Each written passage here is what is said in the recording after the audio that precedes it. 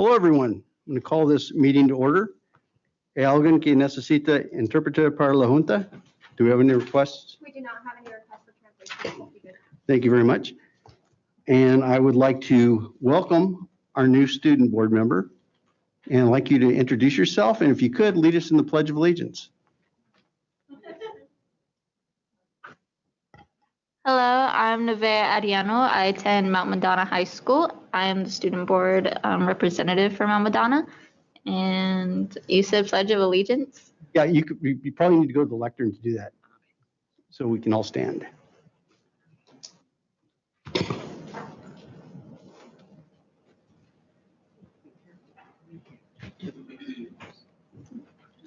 Please stand for the Pledge of Allegiance.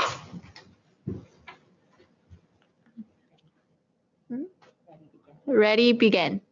I pledge allegiance to the flag of the United States of America and to the republic for which it stands, one nation, under God, indivisible, with liberty and justice for all. Thank you very much for that. Next, I would entertain a motion to approve the agenda. This is Linda, so move. This is Melissa, I'll second. All those in favor? Aye. Aye. Opposed? Motion carries unanimously. Next, we have general public comment.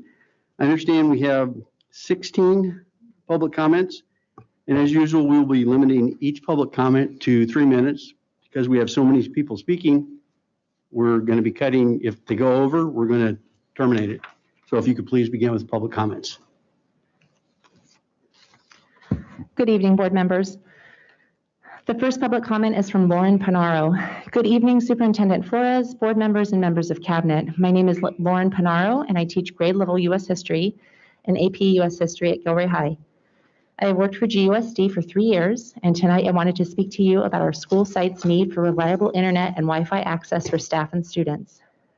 There have been multiple occasions in the few short months that we have been in school this year where the Wi-Fi for student usage and my own is not accessible. For example, this past Tuesday, my AP students struggled for a combined total of 30 minutes in a 90-minute class period to access their online materials. Class time is precious after a year of distance learning, and I shudder at the thought of this becoming the norm after the joy it felt to finally be one-to-one with laptops at our school site for the first time. If we are to live up to our school's mission of creating young adults who are prepared for the 21st century, teachers need the resources to do so. How can this basic need be met and permanently remedied? Thank you for your time and work in supporting GUSD staff and students. The next public comment is from Annette D. Romero. Good evening, Superintendent Flores and board members. My comment is in support of bringing back the SRO to all schools. The school resource officer is a relationship that needs to be brought back. Too many fights are taking place on middle school and high school campuses. Staff members have their hands full with this being the first year students are back on campus. Safety is another issue that is a concern since SROs are not on campus. The SRO was also a positive role model, as well as being an outlet for students who could reach out just to talk or needing assistance. For us as parents, we ask the GUSD board members vote to bring back SROs to the GUSD campuses. The next public comment is from Nisrin Baroudi. Good evening. My name is Nisrin Baroudi, and I am the juvenile supervisor at the Santa Clara County Public Defender's Office. I attended your last meeting and understand that you are likely approving Agenda Item 7B to bring back 2 SROs. I believe the decision is premature, given that your district has conceded that the staff is still currently being trained on restorative justice, and that only 1 to 3 schools, none of which are schools with the recent fights, have been implementing RJ. I am disappointed that the district has not fully explored and given alternative programs to school policing a good faith attempt and opportunity. This decision does not comport with recommendations from the Juvenile Justice Commission, with the voices of our youth and families of color, or with all the research that says police in an educational setting is harmful. A supportive educational environment must not include police officers, and I truly believe your decision is on the wrong side of history, and there will eventually be a state resolution on this issue. I urge you to reconsider. At a minimum, I ask you to delay your vote until the 2022-23 school year. Alternatively, I ask you insist on rigorous initial and ongoing training for the SROs, including diversion, i.e. not citing most students, referrals to actual mental health experts during a situation. Morgan Hill Police just retained staff from behavioral health, and focusing on protecting students from outsiders as opposed to policing the students themselves. Thank you. The next public comment is from David Rubin. Good evening, Superintendent Flores, board members, and members of cabinet. My name is David Rubin, and I'm one of the mental health therapists for the Gilroy Unified School District. I've worked for GUSD since January of 2015, and tonight I wanted to speak to you about the increase in social and emotional pressure that has directly impacted the mental health of students and educators. There is a need for increased services now and in the future. The challenges faced are not going away, and we need to make sure all the needed supports are in place to provide the best academic and working conditions for our staff and students. Thank you for your time. I appreciate you listening to my concerns, and I look forward to the work between GUSD and GTA. The next public comment is from Jeffy Kelsa. Good evening. My name is Jeffy Kelsa, and I'm a parent of 2 and concerned community member.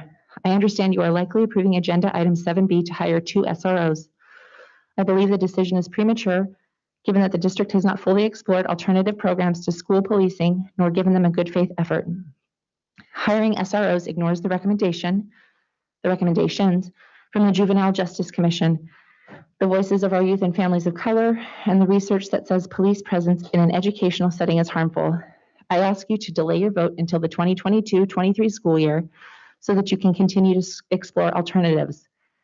On a related topic, I noticed that in your SRO expenditure plan, the total funds received are $10,977,336, while the funds included in the plan only total $36,776.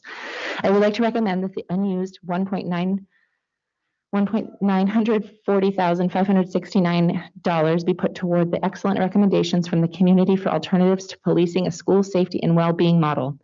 This alternative model would include building school safety teams, investing in restorative justice coordinators, social workers, nurses, wellness centers, and establishing a task force to reimagine school safety.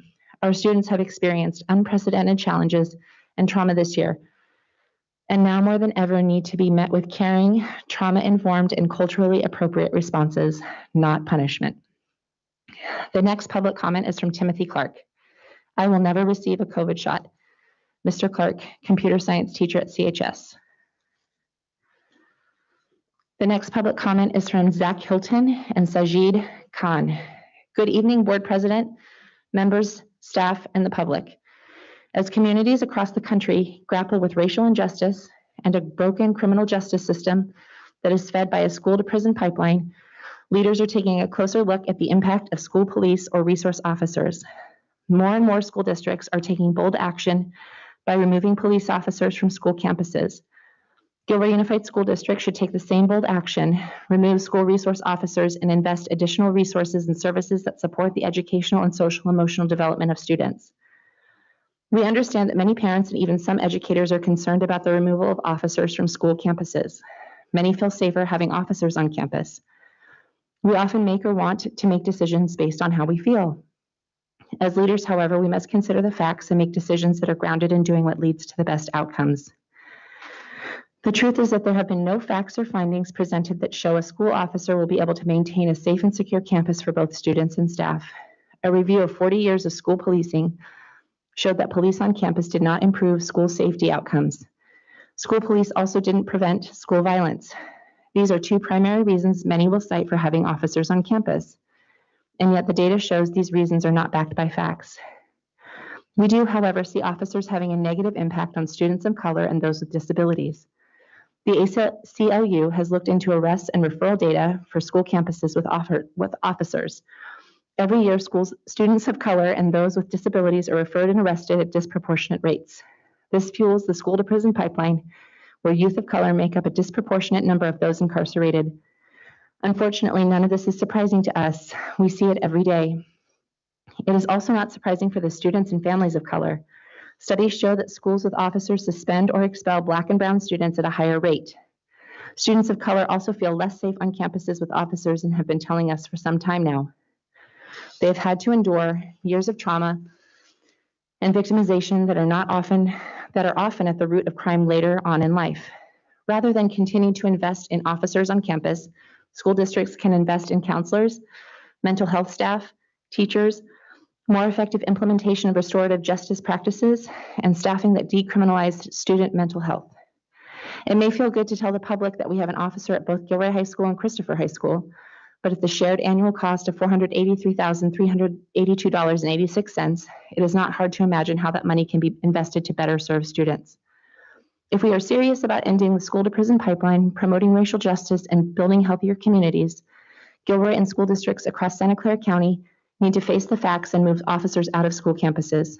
Only then can schools focus on providing the resources that allow students to flourish. Thank you, Zach Hilton and Sajid Khan. The next public comment is from Vanessa Ashford. To whom it may concern. As a parent of a child currently enrolled in Gilroy schools, as well as 2 children who have graduated from Gilroy High School and are now both in college, I'm asking that we divert the proposed expenditures of $483K currently proposed to be allocated for 2 SROs. I would like to see the $483K spent on pro-social programs, sports, mental health support, positive adult mentorship programs, and training and education for school staff on de-escalation, conflict resolution, and resilience building. Money spent on prevention and culturally appropriate activities would build confidence and character within our youth. These programs could include art, music, dance, and mindfulness. Money spent in employing social workers and case managers for the most severe instances, rather than turning to armed law enforcement officers to manage what are at the root social problems and challenges. Children and youth benefit from having consistent relationships with mentors that they trust. This trust is built through opportunities to offer support in daily challenges. It is only after this initial trust is built in absence of a crisis that solutions for their real-life struggles can be offered and welcomed. Police officers, even SROs most of the time, do not have the time to dedicate themselves to these necessary foundations. More often, they are reactive in the time of crisis and intervene from an authoritative and punitive position. We will not police our way out of the deficiencies that are reflective of decades of misdirected spending toward police and prisons. We have the opportunity to invest in our future by investing the time, energy, and resources our youth community needs most. Programs and opportunities that strengthen them as individuals and within their community. Listening to the needs of our children and youth, hearing how having police on campus makes them feel, and responding and adjusting to that feedback appropriately solidifies that their community believes and values them. Police officers have a necessary place in our community. They are tasked with dangerous and important work. Police are trained in the use of deadly force to protect lives when it is necessary. Most did not major in psychology, social work, or teaching. We have professionals who are trained in these fields and are well equipped to intervene in situations where youth have become truant or delinquent, or are even acting out while struggling to process difficult and painful emotions and traumas. When violence arises at school, we can still have officers respond to those calls if necessary. We do not need specific officers for this. However, if we invested in prevention, we would have far better success and reduce the need for officers to respond to our schools at all. As our criminal justice system changes and evolves, we learn more and look firmly at the evidence. There is no denying that avoiding incarceration and police involvement must begin with policies for our youth. Our children deserve the commitment and investment to funding policies that are proven to help them. Respectfully, Vanessa Ashford. The next public comment is from Diane Ortiz.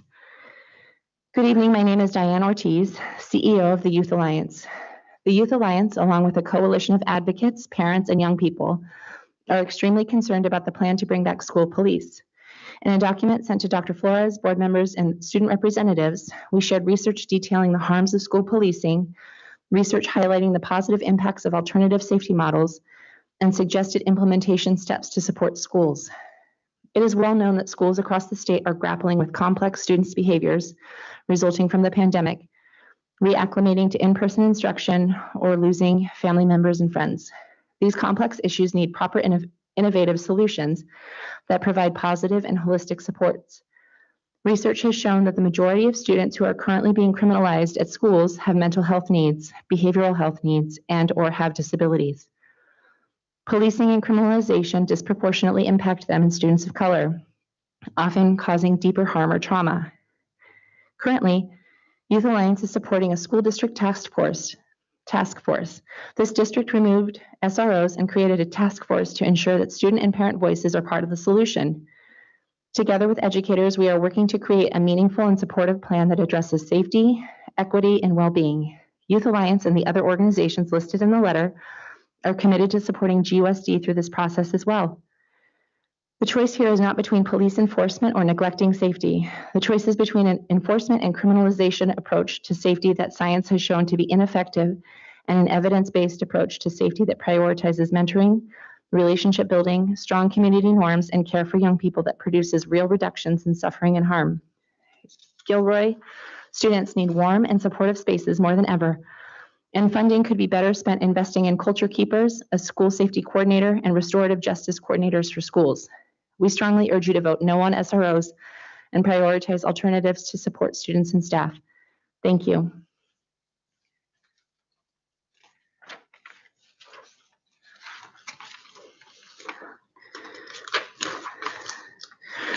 The next public comment is from Michael Clark. I strongly urge the board to make the COVID shot voluntary and not mandatory. Thank you.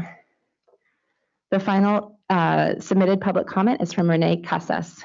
Dear GUSD Superintendent and board members, first and foremost, I would like to commend you all for your work, considering the current circumstances.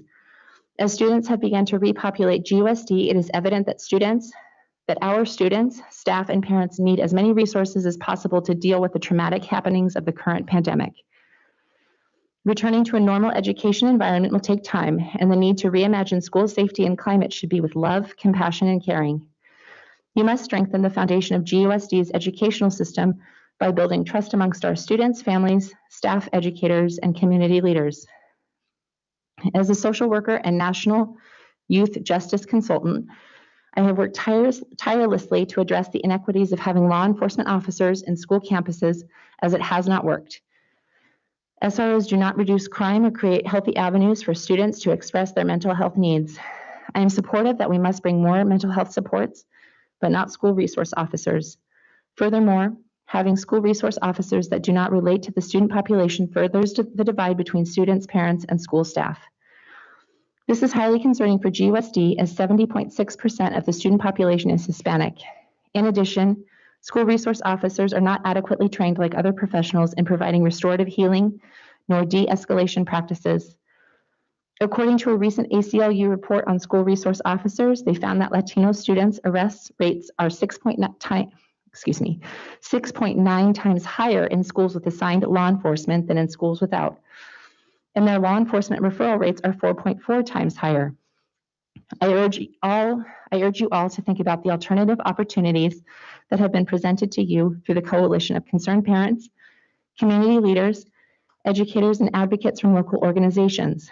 With the influx of funds, this is the right time to think about alternatives, providing culturally relevant and holistic approaches, and providing student-centered relationships will benefit everyone. We can no longer criminalize our way towards safety, but rather think of safety as innovation and restorative. Gilroy students need mentors, counselors, and safe, supportive spaces for them to thrive and succeed. This concludes submitted public comment. We have 5 public comments being submitted by members of the public. The first spoken public comment is from Gabriela Mendoza. Ms. Mendoza, please provide your comment to the board and remember to limit your comments to 3 minutes or less. Thank you.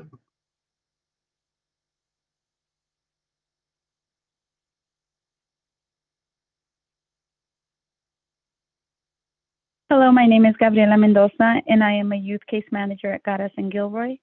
The youth and parents that participate in our programs are worried about GUSD having approved on hiring SROs for schools. The majority of the families and youth that I work with are Latino and have been stressed out about officers being in their schools. The fact that officers will be hired to be on school campuses only brings fear within the round Latino population community. This only makes things worse, not any better, for a youth to focus in school after being social distancing for over a year and now having to be a part of school environment. I think that the money that will be given for the SRO officers should be distributed in getting more community programs and resources to come in to the campuses and provide different topics to the students, such as character development workshops, self-esteem, hygiene, respect, effects on social media, reproductive health, pregnancy prevention, etc. All of these topics would be great for students to get information on and be educated on, especially when some of our youth that attend Gilroy High School have shared that sometimes at least 2 days within the week, 5 to 6 classes meet in the theater room to watch an action movie for an entire period due to the fact that there are no substitute teachers to cover class or staff at all. This is not how students should be educated or being taught. Also, GUSD should reconsider spending all of that money on SRO officers when schools are in need of hiring more substitute teachers or staff. And if there aren't any substitute teachers, then get resources with that money to be able to provide different educational workshops like I have mentioned above for students during that whole hour and a half in the school theater instead of just watching an action movie. Thank you. Thank you, Ms. Mendoza. We had 2 people submit public comment requests that have not joined the webinar. The next public comment is from Xavier Garcia. Mr. Garcia, please provide your comment to the board and remember to limit your comments to 3 minutes or less. Thank you. Hi, hello there. Gilroy is in the top 4 zip codes for youth arrests and first and misdemeanors. In Gilroy, in the year 2020, the total number of female arrests in Gilroy was 488, with the Latino community accounting for 334 arrests alone. Out of the 334 Latino arrests in 2020, 272 Latino arrests were on youth between the ages of 12 and 16. There have been 5 youth that have been physically arrested and 58 were issued a citation on campus. And according to the JAIS Supervision Strategy Overview, some of the characteristics of the troubled youth are negativity towards authority due to past trauma, which leads to youth getting in trouble over things like difficulty generalizing from past experiences or external stressors. And by putting certain youth in an environment with SROs could make certain youth act out and could lead to another arrest on youth, which could connect to school to prison pipeline. Thank you. Thank you, Mr. Garcia. The next public comment is from Marty Estrada. Mr. Estrada, please provide your comment to the board and please remember to limit your comments to 3 minutes or less. Thank you. Good evening. Thank you. My name is Marty Estrada from Caras. I represent Caras as well. You have heard several comments about not supporting SROs. I don't support SROs. The community that we serve do not support SROs. According to the dispatch that you just read, the 2 staffers, the truth is that there's no fact finding presented to school that's able to maintain safe or healthy campus for students and staff. According to West Ed Justice Prevention Research review of 40 years of school policing shows that police on campus did not improve school safety outcomes. And so this is the issue that we're facing here. You know, you guys are wanting to vote this in without any data to show that there's a true need for SROs. And you want to spend $483,382 of taxpayer money to present 2 SROs instead of using that money to support youth in different programming such as mental health, youth navigators, folks that can really make a difference in our youth. You know, and I think we need to look at the board. I looked at the board and, you know, many of you are terming out in year 2022. Some of you are literally there before the 24, but, you know, Flores, you know, I don't know where your stand is at, Dr. Flores, whether you're planning to retire soon, but you make $218,841 plus and some change, according to the 2017 salary census tract. This is not right. If the community is not for this, you need to look at what the community wants, because if not, we're going to vote you out. And if you're going to retire, we're going to be looking at all the other folks there. You need to put some emphasis on the fact that the community is voicing this clearly. There's no proof, there's no data that says the SROs work, and you're going ahead because somebody's in your ear saying that we need SROs when you have no evidence, no data to support your position. This is an atrocious waste of taxpayer money. And I want to make that very clear. There's a lot of folks, a lot of community that's upset behind this. This is not going to go away. I'm going to tell you right now, please consider changing that role of these 2 SROs and putting that money to good use that's going to support our youth. Because listen, during this pandemic, there's been a lot of trauma. And now you're going to add more trauma. There was a youth that was killed, 18 years old, a young adult in Long Beach by an SRO shot in the back of the head. Look what's going to happen there. The You have school's going about to get 20 sued. seconds left, Mr. Mendoza. The school's going to get sued. So as the SRO office is going to go to prison. We can't have this here in Gilroy. Please change course while we have this opportunity to do so. Thank you. Thank you, Mr. Estrada. This concludes public comment. Thank you. Next, we have report of action taken in closed session. We did have some matters under 2B. Case number, first call case number, which is an expulsion, 2022-01. And are there any motions on that case? This is James. I move to expel. This is Enrique. I second. We have a motion and a second. All in favor? Aye. Opposed? Motion carries unanimously. Are there any further motions on case 2022-01? I make a motion to suspend expulsion. I second that. We have a motion and a second to suspend the expulsion. All those in favor? Aye. Opposed? Motion carries. Next, I'll call case number 2022-02. And we entertain a motion. This is Michelle, move for full expulsion. This expulsion. This is Linda. I second. We have a motion to expel. All those in favor? Aye. Opposed? Motion carries. Next, I will call case number 2022-03. And I would entertain a motion on that case. This is James. Move to expel. This is Michelle, second. We have a motion and a second. All those in favor? Aye. Opposed? Thank you. And are there any further motions on case 2022-03? Yes, Enrique. I move to suspend that expulsion. This is Linda. I second. All right, we have a motion and a second to suspend the expulsion. All those in favor? Aye. Opposed? Okay, motion carries. Thank you. And that concludes all items in closed session. Next, I will move on to Student Board Representative Report from Mount Madonna High School.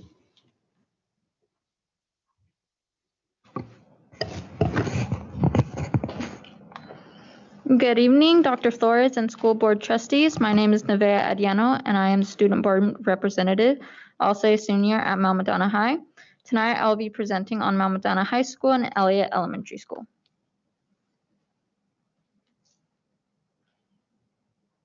Welcome back, students. On August 17th, Mount Madonna had a welcome new students event. Staff welcomed students to the new year. Staff handed out student schedules and helped families fill out lunch applications. Here is a picture of Ms. Salgado, Ms. Kelly, and Ms. Gracie. Our past events was first day of school, great students, and new staff. Mrs. Suzanne Williams is our new fine art and elective course teacher. Teachers were very welcoming along with the rest of the staff. Continuing with past events, what was the beginning of the year like? Mount Madonna had lots of new students. It was easy to get right back into the flow of school. The teachers are so helpful and caring. They want us to actually do our best in school. Continuing with past events, back to school night, Tuesday, September 21st, 2021, virtual. Mount Madonna High School received a PBIS award, platinum level. Vaccination clinic occurred on September 7th from 4 to 7 p.m. Here's a picture of food service purses. Thank you, Ms. Kelly. Here are pictures of our teachers and staff on August 13th for staff deployment day.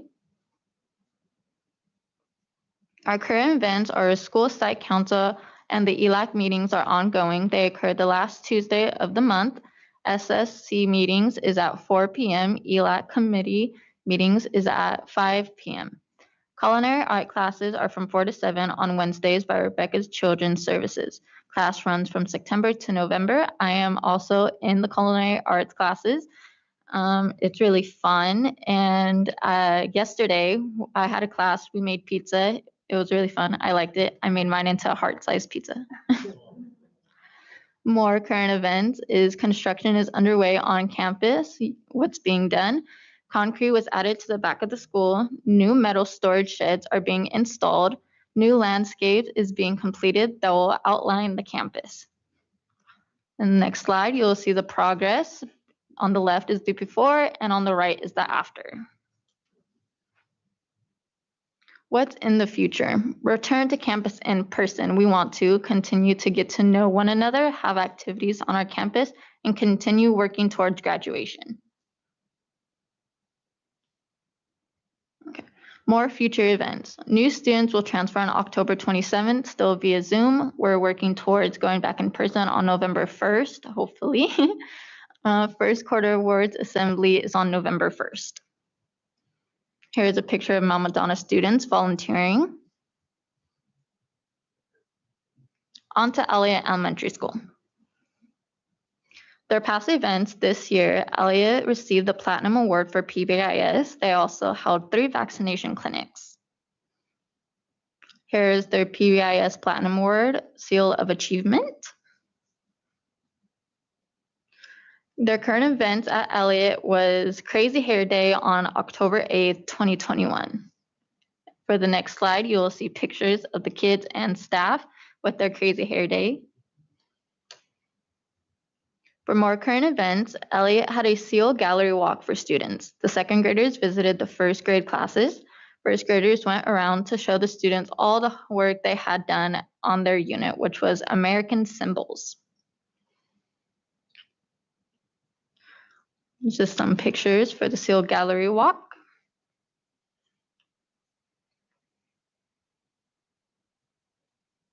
Picture of the Character Counts Award Assembly. Elliott held their first Character Counts Awards Assembly by grade level. Here's a picture right here. Here are pictures of the first day of Student Store. The Student Store opened on September 29th. It's for all students who have earned line tickets. The picture on the right, as you can see, there's a little girl wearing a jean jacket. I actually know her. She is a family friend. I've known her since maybe around first grade, I want to say. I've known her since I was in 7th grade.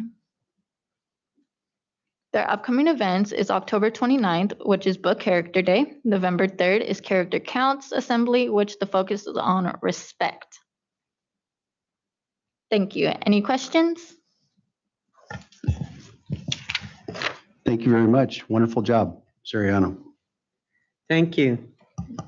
Next, we have Superintendent's Report. Dr. Flores. Thank you, Mr. Good. Excellent student report. I do want to mention before I talk about what's been going on that we've been getting some questions from parents about rainy day schedules.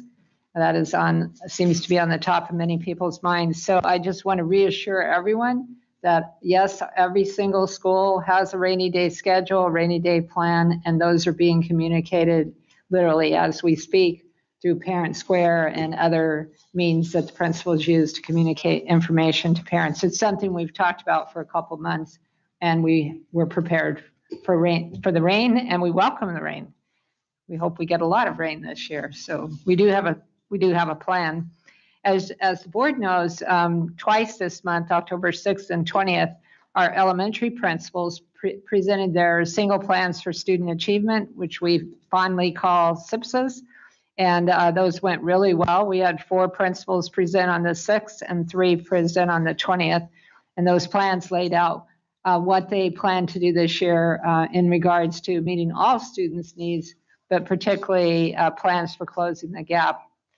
On October 11th, had the second SPAC meeting this year. SPAC is the Superintendent Parent Advisory Council. 2 of our board members attend, Melissa and James, every month.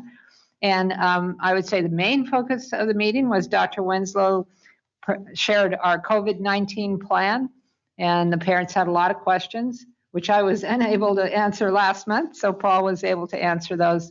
And then Kathleen Bierman also presented our SR3 plan. As was already mentioned by our student board rep, Mount Madonna is under construction.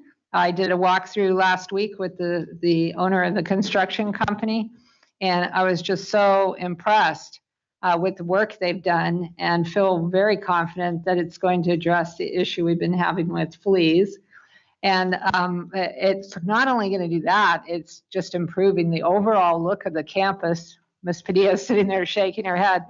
It looks really nice, and I think it's going to lend itself to some possible future endeavors on the campus now. So, because there's a lot of space back there for us to do some nice kinds of things back there. So anyway, we hope to have the students back in early November. And I plan to check in one more time. I told Joe I would do that to make sure on the date that everyone's returning. We have our first in-person superintendent's meeting outside of our retreat, which we have annually. So in September, we had our county superintendent's retreat, but only about half the superintendents were there in person. The rest were virtual. So we had our first official superintendent's in-person meeting in almost 2 years on October 13th. There were only about 20 of us there, but it really felt good to actually attend a meeting with us all there. We talked about a range of topics that, of course, substitutes is a biggie. Upcoming COVID-19 changes. We're always talking about that. It seems like it changes every day. How we're testing, all our protocols, but it's great to talk with other superintendents and compare notes. On October 14th, we had our principals meeting. Monthly, we meet with all the principals. But before we started our meeting, because it was School Administrators Week, we had a special appreciation breakfast. Ed Services took the lead on that breakfast, and it was very well received. We had most of our administrators come over. It was outside, right out here on the parking lot with tables and tents, but they really seemed to appreciate the breakfast and the gesture. Last Friday, we had our staff development day, and I was only able to get to about 5 or 6 of the activities, but I did attend this thanks to Leanne Gaxiola. We had a classified staff training, and it was about behavior and how to manage student behaviors. And I thought it was well received based on the questions that were asked by staff while I was there. I was only there about 15, 20 minutes. I was able to drop in on other activities that were occurring that day. And overall, I thought it was going very well and I did drop into about 3 or 4 virtually. So quite a range of activities. And it seemed to me, I haven't seen the results of our survey yet. It seemed to me that it was going really well.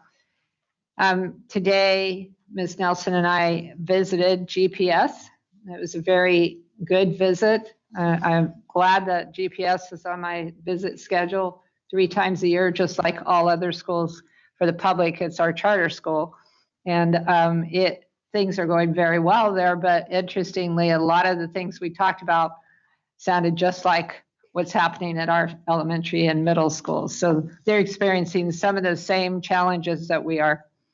And the great shakeout drill occurred today. We do an earthquake drill on 10/21 at 10/21 every year. And that was today. And luckily it wasn't raining at the moment. I've completed all of my fall site visits except for one, that's GECA, which I'll be doing this Thursday. And then we'll start what we call our APS visits, and those start in November.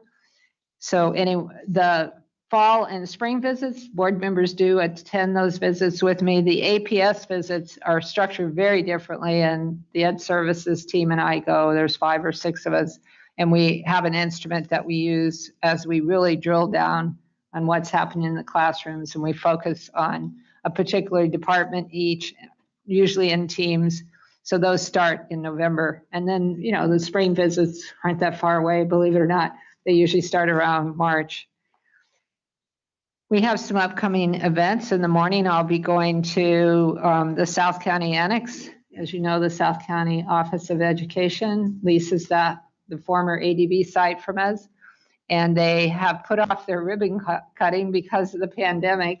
So it's in the morning, but I hear it's going to be raining. So it'll be interesting to see if they move it inside. I'm not sure how that's going to work, but they did ask some of us to attend. So I'll be going to that in the morning. And another really exciting thing coming up is next Thursday night. Is it this 27th or 28th? 28th, I thought so. Okay, it's October 28th. We have the County Office of Ed has their annual teacher recognition event, and every day we are notified about another one.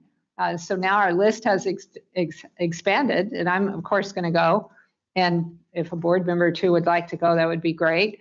But it's a very, very nice but long event because all school districts have teachers that are being recognized. So we have quite a list, as you can see, of teachers that are going to be honored that night. And then, of course, the biggest news is about GECA being acknowledged finally, officially, as a National Blue Ribbon School, which is the highest honor that a school can receive, and that's on November 4th and 5th.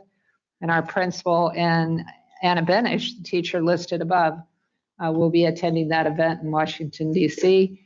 And as we already mentioned, the principal, go ahead, Melanie. Sorry, I just wanted to interject that we also were notified today that Yesenia Campuzano, who is a middle school teacher at South Valley, is also receiving an award at the SCOE Teacher of the Year event. Cool. So that we have four STEM and Civics Leadership Award winners and then a Teacher of the Year honoree. Just wanted to make sure. Wow, that's great. And then Sonia Flores at this National Blue Ribbon event will be one of 8 teachers in the whole nation who's going to be recognized with a special award. I forgot the exact title. Melanie knows. Terrell H. The Terrell H. Bell Award for Outstanding School Leadership. Yes, it's so exciting and so deserved. She's an amazing principal, and we're very lucky to have her in our district. And that concludes my report. Thank you. Thank you, Dr. Flores. Next, we have the consent agenda. We'll entertain a motion to approve the consent agenda. This is Linda, move approval. Ms. Michelle, second. I have a motion and a second. All those in favor? Aye. Aye. Opposed? Thank you. Motion carries. Next, we have item number 7A, School Safety and Mental Health Services Report. This is an information item. Good evening, President Good, trustees, Superintendent Flores. Thank you for having me this evening. I'm got to wait for the presentation to come up.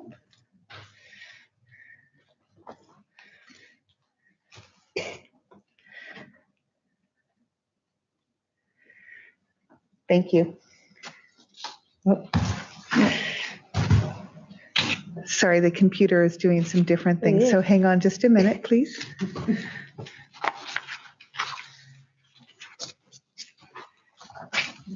There, thank you. So thank you tonight. Ms. Polito and I will be reviewing with you the mental health and school safety measures that we are currently taking within Gilroy Unified School District. First, we want to emphasize that the focus is really on the whole student.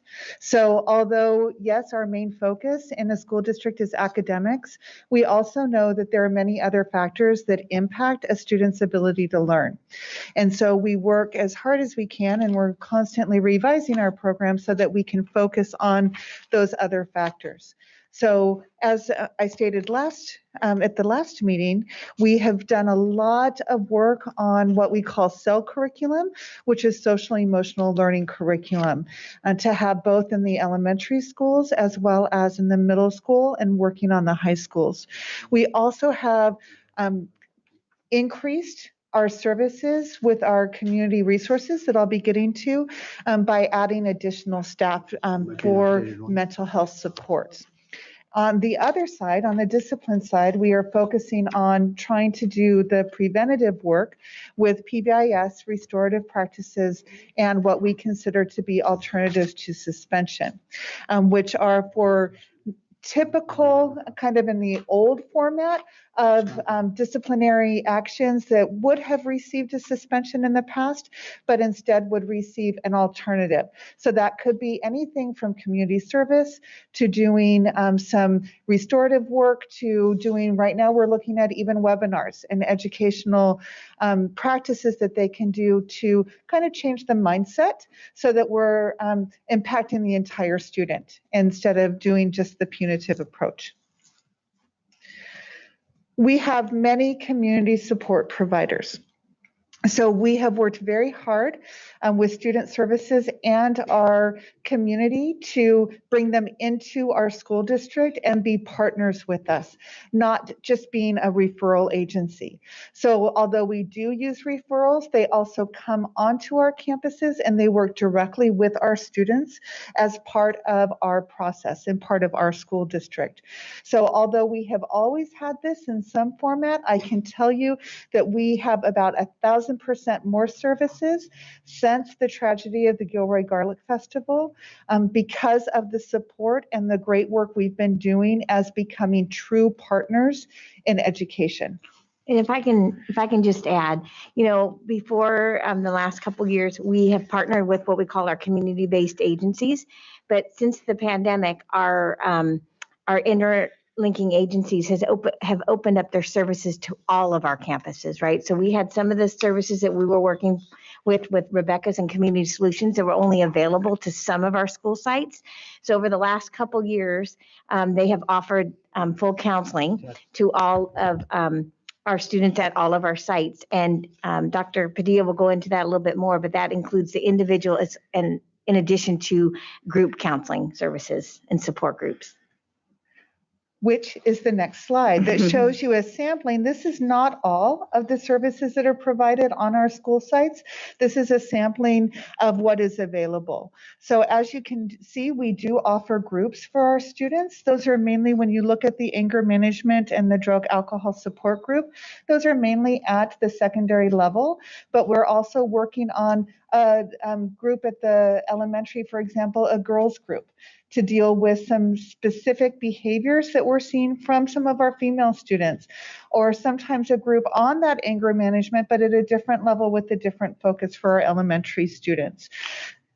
Go ahead. No, I was just going to say, so these are some of our groups that we really see a need for, but at least once a month, I meet with our community-based agencies, and we also meet with county behavioral health. And that's one of the things that we do. We staff over our needs.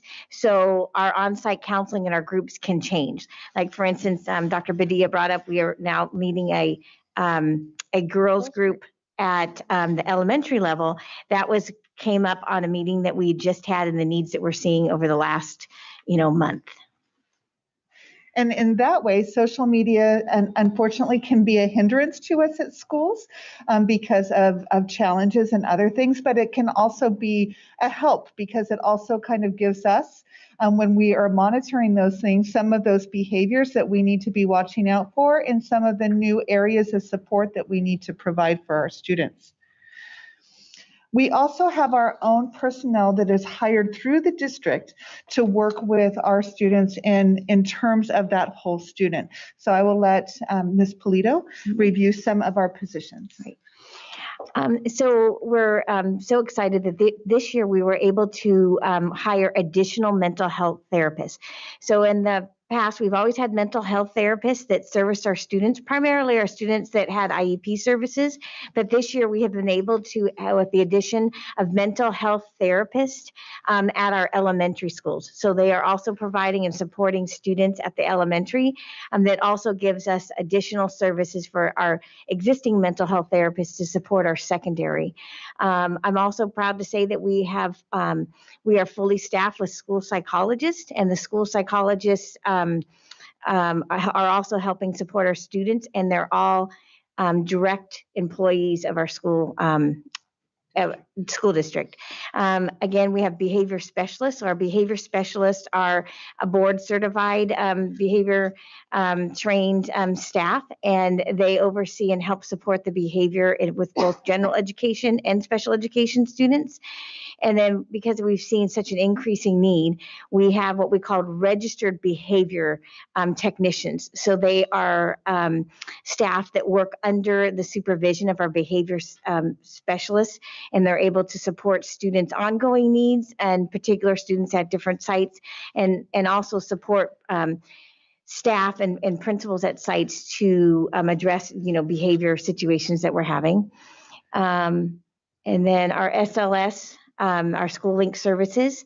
We have coordinators at the secondary and the at the elementary level that support students, help working with our interlinking agencies, and help monitor and make referrals to the different agencies that Dr. Padilla discussed.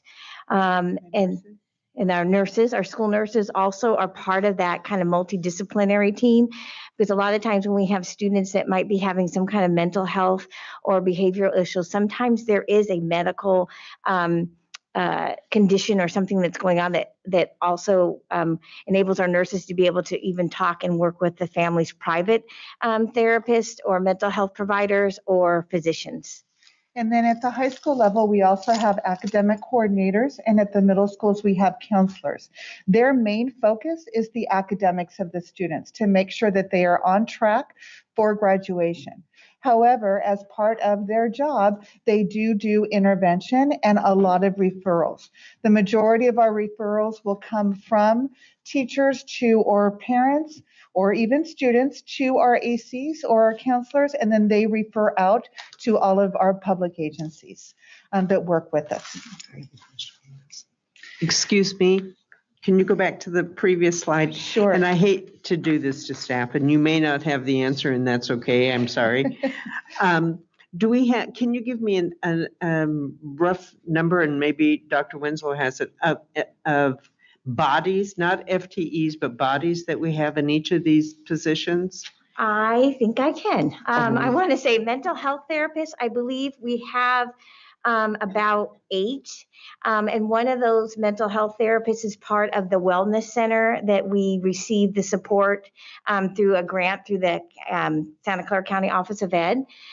School psychologists, I believe we have 8. Behavior specialists, we have a BCBA who's a behavior specialist that oversees the RBTs that also supports as a program specialist.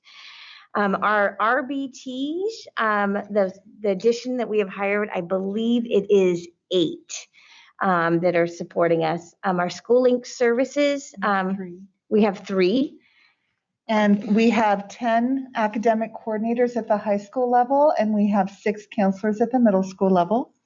And we have 5 school nurses, 5 school nurses that support with mental health. We have additional nurses. Well for done.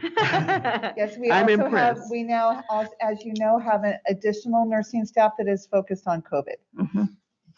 Thank you. So the next part of the presentation is to discuss more behavior interventions and what we currently do. As you just heard from the last report, we have Elliott. We also have Mount Madonna High School, who are awarded with the platinum for a PBIS school.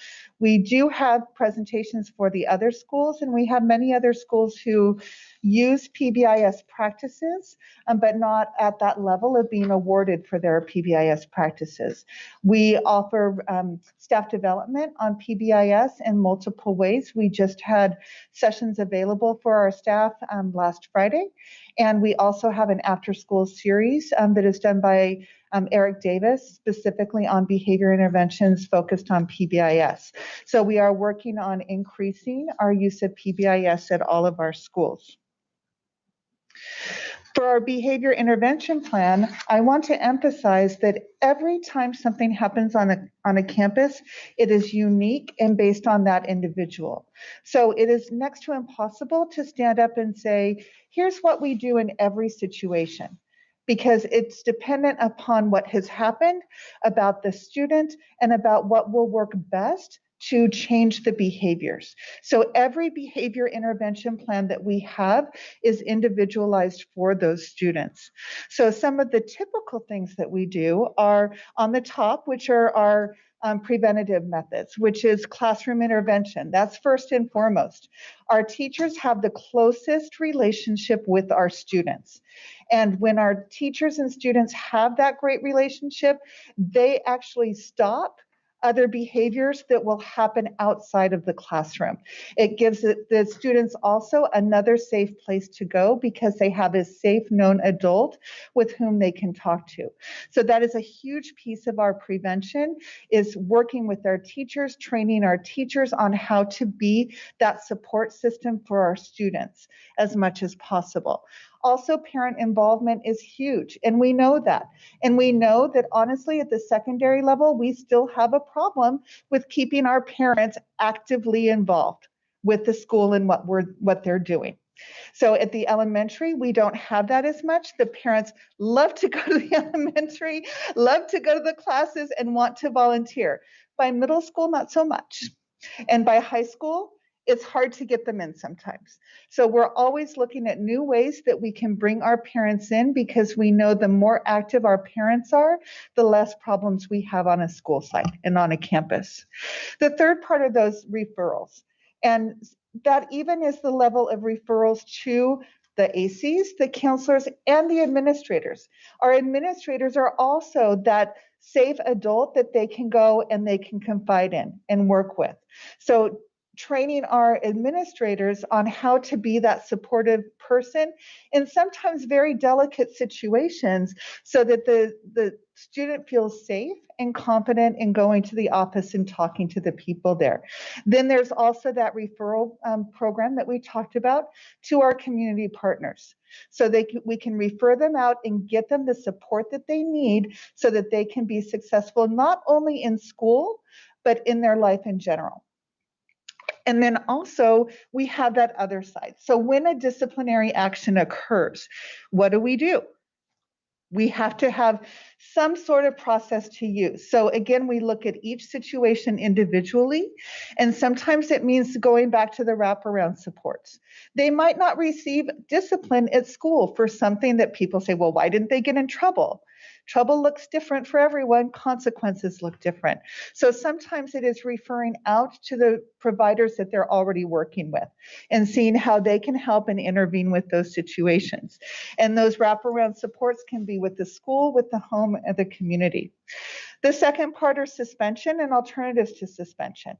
So we are working on all of our alternatives to suspension and looking at different ways. And I mentioned earlier, we just had a long conversation this morning about a couple of different platforms that offer webinars specifically geared to students to help change behavior and look at why they did particular things, what made them make those choices, how they might change their decision-making process in the future.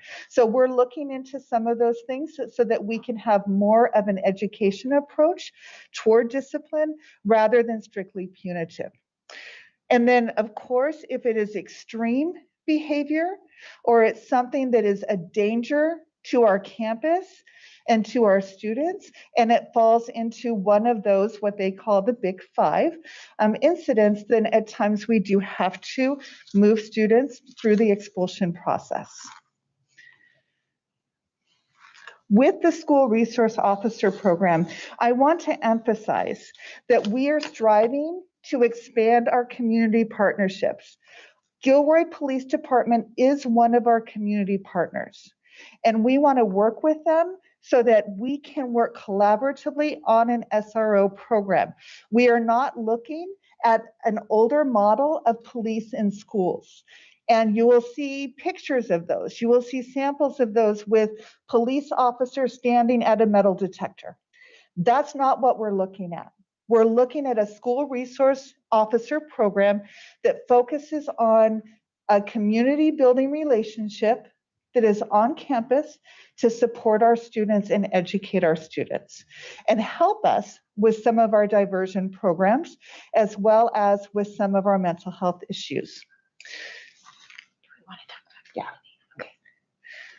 For our MOU, based on the feedback we received last week, we have made some updates. And Mr. Mesa will be getting into the MOU and exactly what is in there, but it really focuses on that restorative justice. And I can tell you that a person slated for an SRO position and being trained was at the restorative justice training last week with Gilroy Unified personnel as well to start that process. We also want to make sure that we're focusing on the positive interactions between police and youth. And to work on that, we are actually currently in conversations with Community Solutions as well as Morgan Hill Unified to try to bring on a social worker that can be paired with a school resource officer to focus on crisis intervention for our students. So that way we're not only making sure that we're addressing the mental health needs of our students, but we're also working in that partnership so that we are trained by the police in terms of how to appropriately address situations. And we are also part of educating and training Gilroy PD on how to handle some of the mental health crisis situations that we see on our campuses and in our community. We also are focusing on diversion, and we are actively involved with Gilroy PD as well as the district attorney's office to come up with a diversion program for our students who have could have entered the juvenile justice system, that we are trying to divert away from that and give other alternatives for them. So with that, if we have two very strong support systems, then we really can focus on looking at that education and finding a good balance between keeping our schools safe as well as educating and becoming true partners with all of our community agencies, including Gilroy Police Department. Thank you. Are there any board questions or comments? Trustee Fiak? For the mental health supports, do we have a waiting list for the students? So for instance, if there's a referral, how long does it take for them to see a mental health professional? Usually the turnaround is very, very quick because we have so many agencies that are available. It also depends on, again, if it's an SLS PEI school, but what we did is we worked very hard to have a universal referral. So usually depending on when we can make parent contact, it's, within a few days. One of the things we did work on is we need, of course, a consent and a release. And sometimes it was really hard to get the signed papers back from the parents allowing us to be able to do that. So a couple weeks ago, before I was out, we actually worked with, I want to say it was Kermit in Ed Services, and we were able to do like electronic through like the Parent Square Aries, I can't remember which system, so that they could sign it electronically to help expedite that process. And once in a while, we do have a waiting time because of issues within our community partners. Mm-hmm. And we work hard when we find out that that's happening. We work with our other partners to see if, in fact, they can fill in the gap.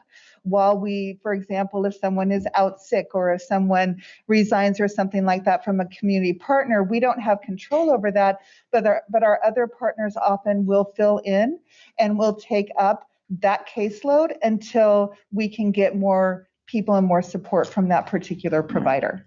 And one of the things, basically on a monthly basis, our different community partners give me an update of how many spots they have left. And so one of the supports, the agencies that we use is differentiated assistance, which is through Department of Family and Children Services.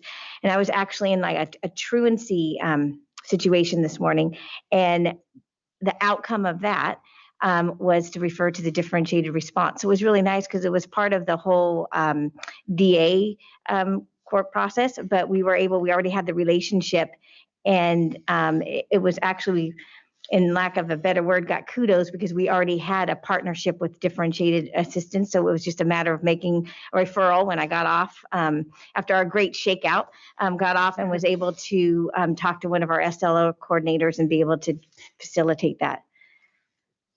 And then could you also clarify what it takes to receive a platinum level for PBIS?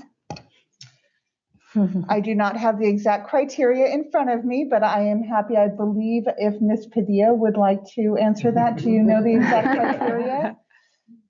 You have to go up. I did not put that in my presentation, sorry. Platinum Award winner? Platinum Award winner, yes. Diane, go to the mic, please. Hello, thank you. Thank you for asking. Yes, so it actually requires that you have your interventions in place in all 3 levels. So you must have all your interventions in place for tier 1, tier 2, and tier 3. Once you have the tier 3 established, then you can apply and be nominated for the platinum level. Thank you. Thank you, Diane. Yes, of course. Any other trustee Diaz? Thanks for the presentation. I was wondering on the partner side, if how vetted the partners are and the people who work for the partners. So I can tell you that we have, it's been an amazing experience working with all of them. So Ms. Polito works with most of our mental health providers. And I can tell you, if we make a phone call, we get a phone call back within hours from them. So they are very responsive. They work very well with us. Half of our trainings were provided by our community partners for the secondary level on Friday. By assisting us with especially the social emotional learning components of our professional development. In terms of Gilroy PD, they have been an active member, and I have been lucky enough to be working on the diversion program with the district attorney's office and with Morgan Hill. And it has been wonderful working with both Morgan Hill as well as Youth Alliance, as well as our South County Youth Task Force, and other parties to bring this program together. So it has been a great experience, and I can honestly say it's one of the first times in my career where I truly see a community working, not just side by side, but as partners. I guess I was asking more like, are they licensed therapists? Are they qualified? Yes. Okay. And then if you can walk through, like, how does an appointment work? If a student were to need services, do they meet with them at their site, or do they come on site at the school? It depends. Right. So it kind of depends on what the need is, what the request is, and the availability. So sometimes we will refer out, and for example, we have some families who are already receiving services. So they may say, okay, we will go ahead and we will meet with our offsite at their normally scheduled time, or they will do an intervention. We also have at times therapists who will do a crisis intervention and go to the home when it is needed. And then for our groups, most of our groups are held, well, we have both, but many of them are held on campus. And so the students are seen during the day. We do try to fluctuate those times so that they do not miss the same class every time they are in a group. Yeah, I was really impressed on how fast it came online after the Gilroy Garlic Festival. Right. The final question I had is there any data on on outcomes of some of those meetings or recidivism, if that applies here or not? So we have not collected the data yet on recidivism. So we were starting to work on that prior to COVID, because again, it switched from being kind of a community resource and a school resource prior to the Gilroy tragedy to us working as a partnership. So we had started to, actually in January of that year, we were looking at, okay, can we collect the data, and how would we collect this data knowing that most of it is confidential, right? So how do we do that? And then we shut down. So we have not, in fact, implemented that piece, but that is on our list to do. Right. Thank you very much. And I just kind of wanted to add to when you talked about the groups and how the services are offered. Again, it's very dependent. But what we have tried to do is when we're offering groups, we've met with the different agencies and we looked at the schools that we can offer them. Of course, you know, a high school student we wanted to offer at both Gilroy and Christopher. And so that was one of the first things that we did last spring. Was offer groups when our secondary students didn't go back. Again, depending on when the referral is made and the provider looks at, you know, what the needs are, that can look like coming to the school, or it can be at the home, or sometimes there might be family counseling involved in that. So it all depends on the whole situation. Trustee Fiac? Once you get that data collection going, it would be really interesting to have like a pre and post survey for your groups. And then also I'd be interested to know how long a student is, like a caseload, right? So how long does a student with a therapist on average? So we will definitely work with our providers to figure out a way to get you some data. I do have to emphasize, however, that there is confidentiality. So there are families that may choose not to participate in any data collection for us. So we do have to be aware of that there will be data, but it may not be all inclusive. Mm-hmm. Trustee Pacino. I'm sitting here just thinking over the last 20 years and being the old timer on this board. I left being a principal in 2002, and we only had counselors, psychs, and nurses. So that would have been today 29 of the 49 people. The other 4 categories didn't even exist in the district. I'm looking at the community support providers. There are 7. We had 1 in 02. So the amount of support and the support providers in Gilroy at the time didn't have a whole lot of money. So there was huge transition. And even when you got them hooked up, got students or families hooked up with a provider, oftentimes that counselor then changed right in the middle of counseling or a crisis. So people were very reluctant, families were very reluctant to go to them because of the changeover, and that was about a funding issue. So now the providers are much better funded, and they then now can support us on an ongoing basis, which is great to see. And the reason I asked about the numbers is because sometimes we get stuck in thinking this is the norm. I'm here to tell you it is not the norm. And Gilroy Unified, just having 5 nurses is not the norm. There are plenty of districts in this county that no longer have nurses. And nurses don't just deal with health. I cannot tell you how many times we've used nurses in this district to do well family checks.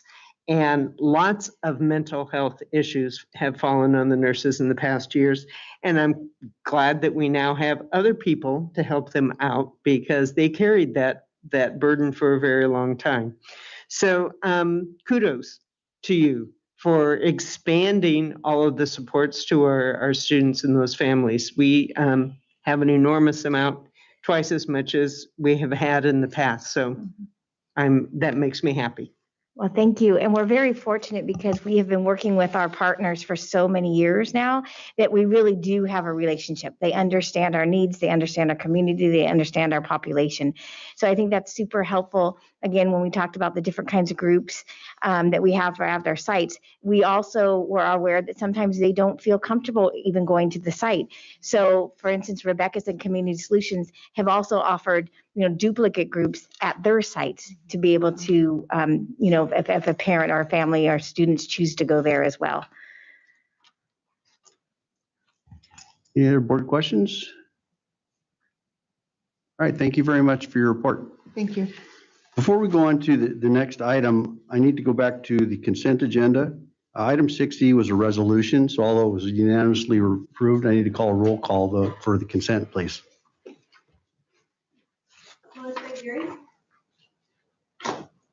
Yes. Enrique Diaz, Yes. Nicholas Young, Yes. Mark Good, Yes.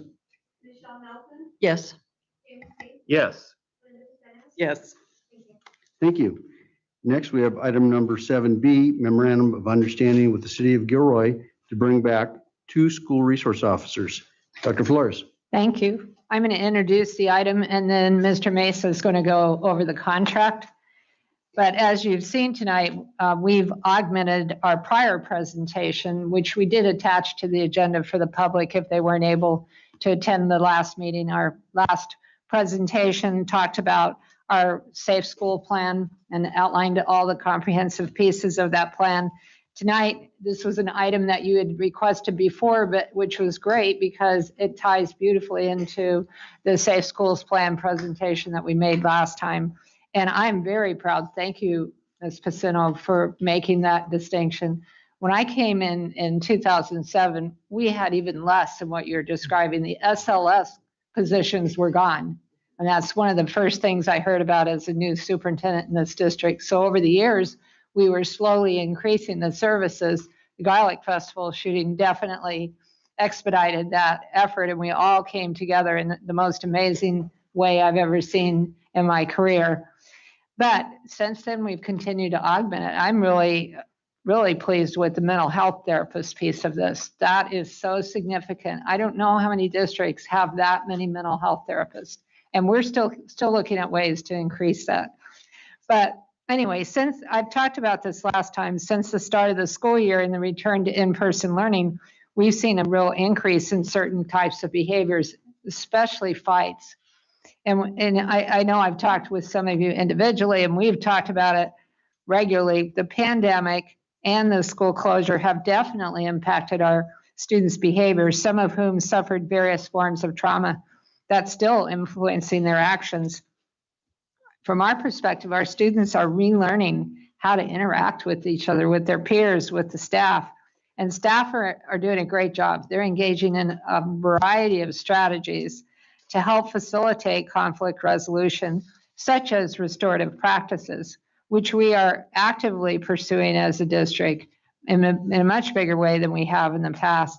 As I said at the last meeting, our goal is to enhance an already robust plan after you've heard about all the supports tonight for keeping students safe at school.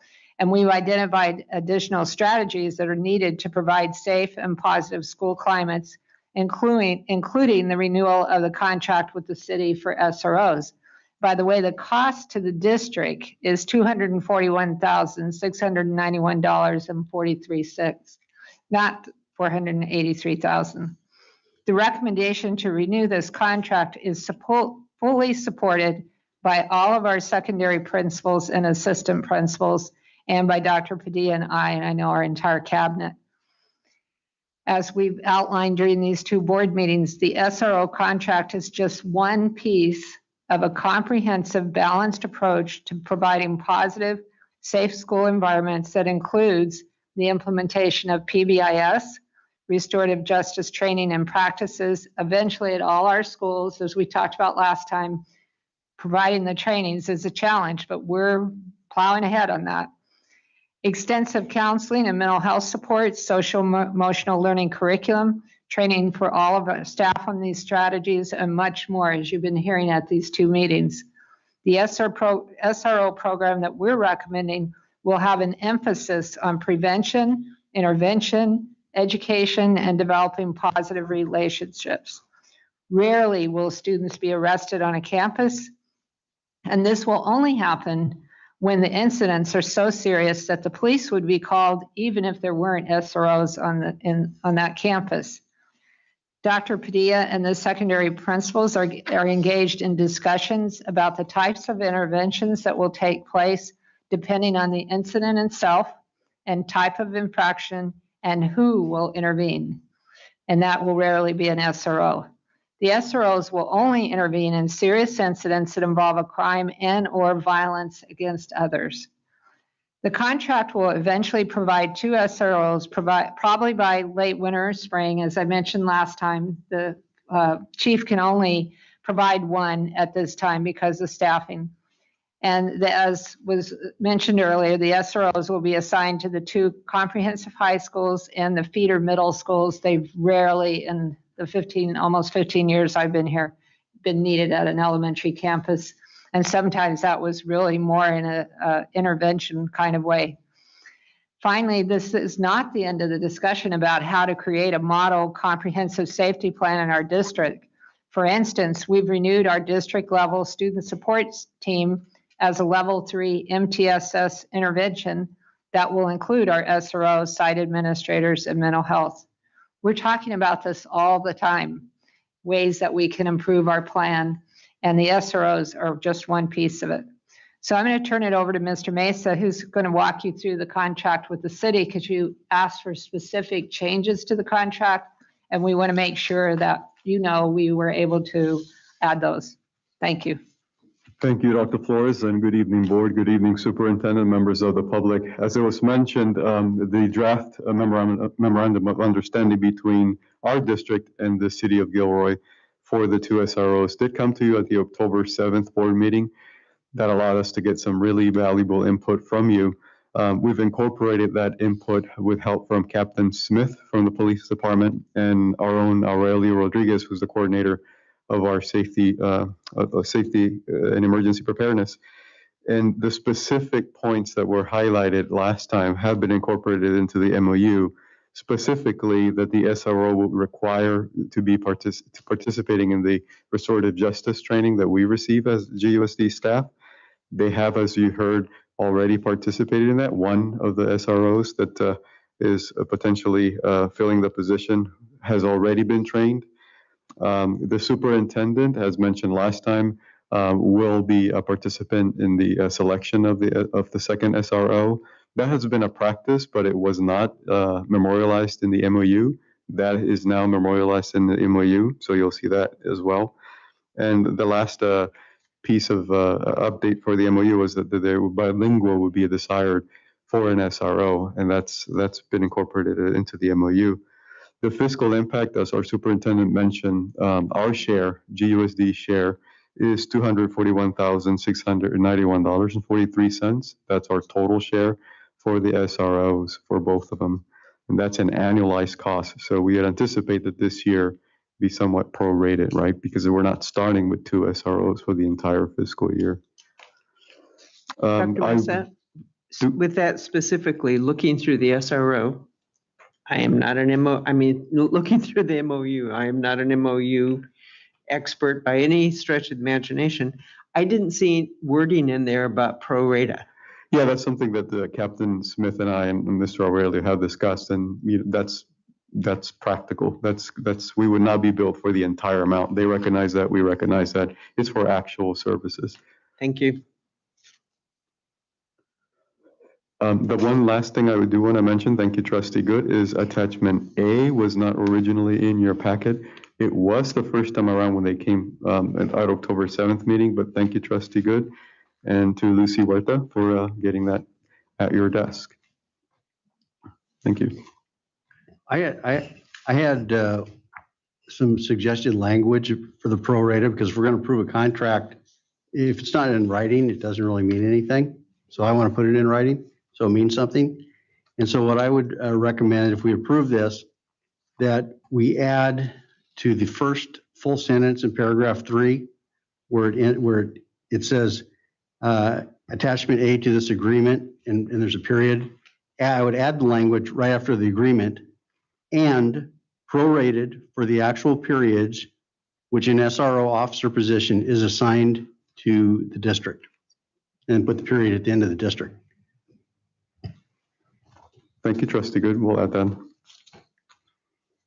Are there any board questions or comments? Trustee Pace. On the contract, it's probably a small thing, but I would prefer the obligation of the restorative justice and positive behavioral training to be on the city and the SRO, not on the district. That is, they need the training. We happen to provide it, but the obligation should be on them, not on us. So rather than it being in 1B, it should be one of the items in 1A.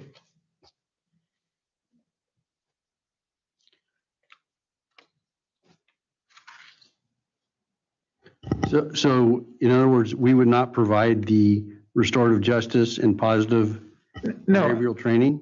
Actually, so it could stay there, but maybe it's a difference without a distinction, but it seems like the obligation should be on the city that their employees would do this training.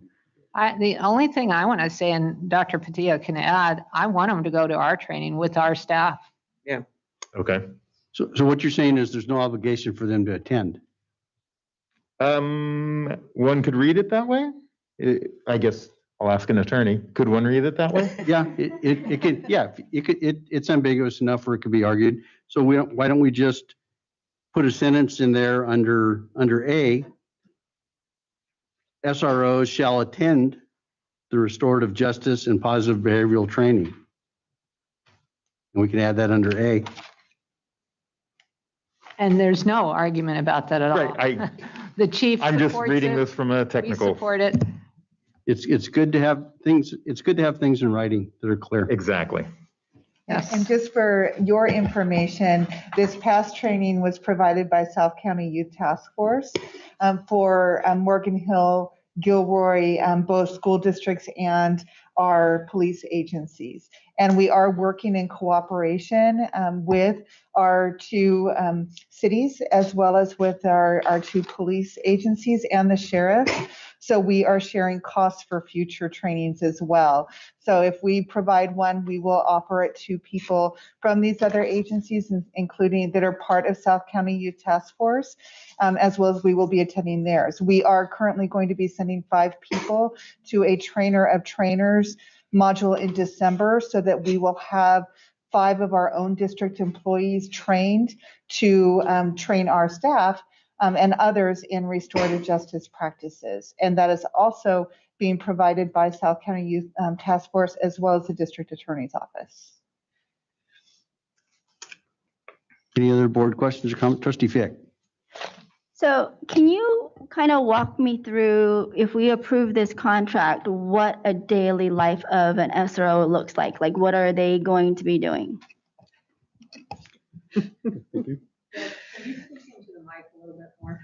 Oh, yes, sorry. So yes, the daily life of a school resource officer. So they will be mainly stationed at the 2 high schools. However, they will be split between our schools, and they will provide assembly. So we have done assemblies for our elementary students using our SROs. We have provided time for them to go and be a part of some of the groups that we do for our students at different campuses. They have gone and they have supported our students. For example, we have homecoming coming up this weekend. They would be a part of those homecoming activities. They attend football games and help monitor those and work with our students at those.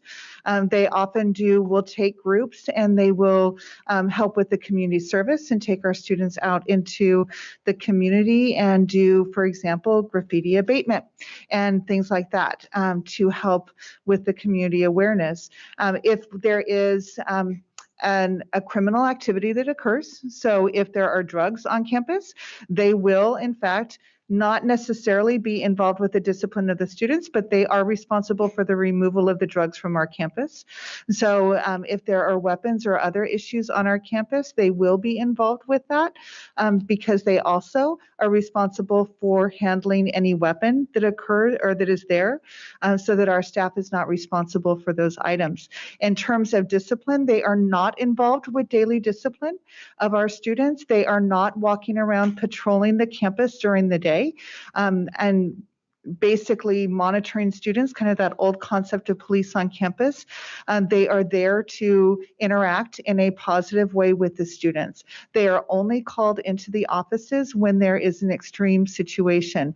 The other area where sometimes they will get involved is if we have a student, and that's why we're working with a crisis, trying to get a social worker to pair with them for crisis intervention. They often will help us if in fact there is someone who has been deemed to need more intervention in what is called a 5150 or a mental health crisis. They will support us in helping to get emergency crews on the scene to help transport that student if need be. So that is a separate item that is not punitive but is there for assistance. So every day literally is different depending on what school site they're at, but normally we try to schedule activities for them that are working with students in more of that educational assemblies, working within the classroom. We've had our SROs go in at the high school level and speak to our criminal justice students about what policing is in the community and what that career pathway looks like. So there are a lot of different things that they do depending on the day. So it sounds kind of like that they're there for specific events and things, right? Where does it really have enough prevention and relationship building activities for the officers that we require 2 full-time officers. We have 14 schools in the district. So to have 2, trying to get to all of the schools and to support all of the schools, that is a stretch when we truly are trying to build that educational system and basically change the overall system for our community from within, right? And make it more educational and seeing how our students can also help prevent criminal activities from occurring or being a victim of a criminal activity. So it is very hard for 2 people to be spread over those 14 campuses. So right now, honestly, with 2, they tend to spend most of their time at the secondary level. We would like them to spend more time as well at the elementary to talk about, again, how not to be a victim of a crime and also how to report when they're seeing, see something, say something, do something, right? We use our SROs to promote that within our students, and it's very difficult for them to get to all of our campuses. Trustee Diaz? Yeah. So I want to thank the constituents and community members that called. I don't know where, look over there, I guess.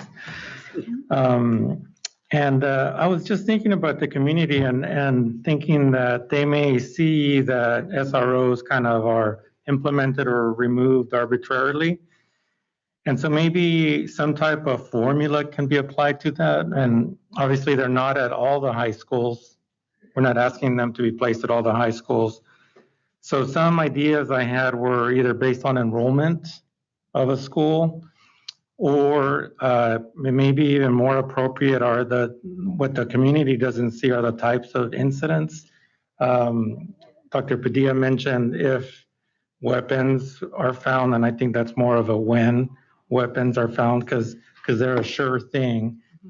And so maybe some kind of dashboard, something that shows if enrollment is this and incidents have occurred, whatever those incidents are.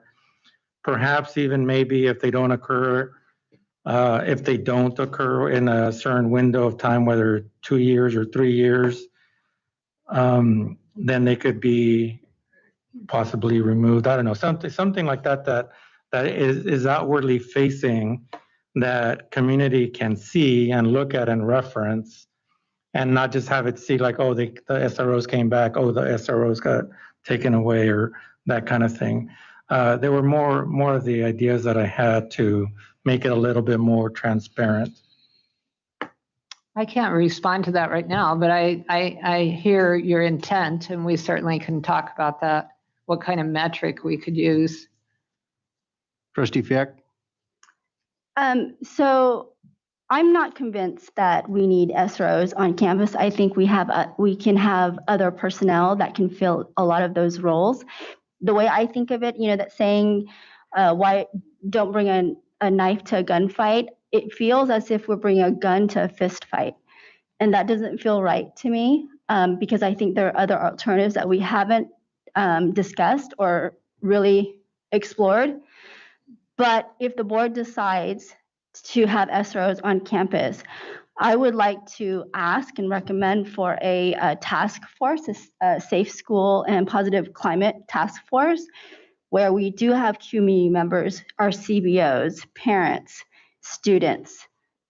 So a committee where we are looking at like how many times our SROs are involved in any discipline issues or citations or something like that, and then also work on putting systems and processes in place so that next year we don't have SROs on campus, but the schools are still safe.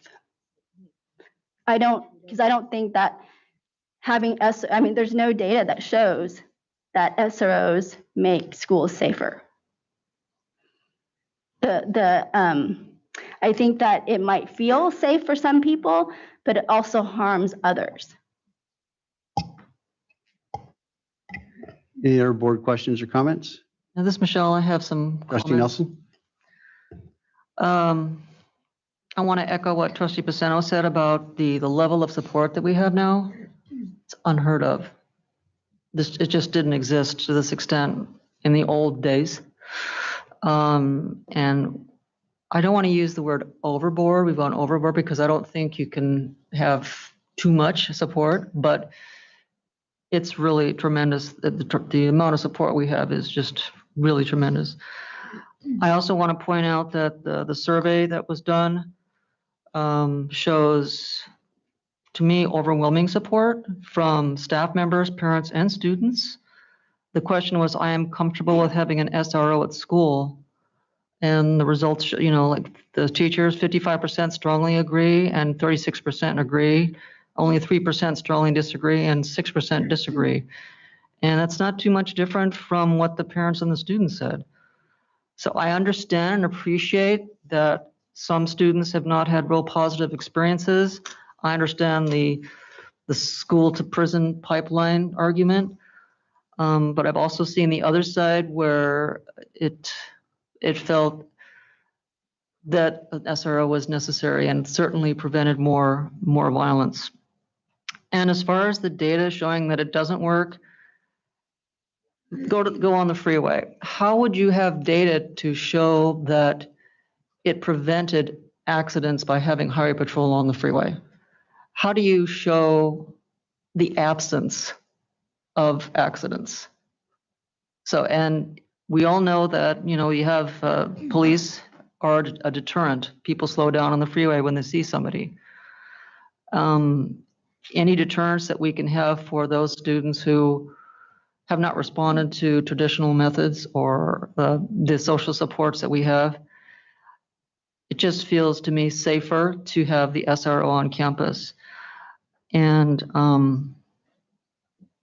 yes, I'm still in support of having SROs because I have seen the bad side of students. And as far as having them on campus, I think brunch and lunch are prime times for incidents to happen. And they have happened during brunch and lunch times and then before and after school. So I'm still in favor of having SROs, mostly on the two comprehensive high schools. Thanks. Trustee Viceno? I'm not naive enough to think that 2 SROs in 14 schools is going to guarantee school safety for us. However, I am in support of SROs because there's a need now. And as I absolutely agree with Trustee Fiak in some kind of a task force to continue to look at school climate and to continue not necessarily to and dissect what's happening with the SROs, but to look at more ways that we can support social, emotional issues with kids, because you cannot have too much support, as was said. And as much as we have so much more now, there's still a real, clearly in our schools right now, mid-pandemic, I was almost going to say post-pandemic, but we're not post yet, mid-pandemic, we still need a lot of support. And a lot of that support, if we start at the elementary level, as we are now with our mental health therapists, then we can prevent some of that getting into and growing into our secondary schools. 20 years ago, there was an analogy that people were standing at a waterfall and just trying to save people as they were falling over the waterfall. And hello, why don't you go upstream and catch them before they fall over the waterfall? That's sort of what I think of when I think of elementary kids. And if we can get to those, families don't start in crisis when kids get in 6th grade. Those crises start a lot sooner than that. I do have an expectation with secondary schools. Trustee Fiak talked at our last meeting about disappointment at Gilroy High in particular with restorative justice, that it was a lot in her experience a few years ago, a lot of lip service. We have a new administration there, and I really want to see restorative justice in practice. And I know it's difficult to get teachers to agree to 40 hours of training on top of everything else that that they're doing, but we need to do whatever we can to make that happen.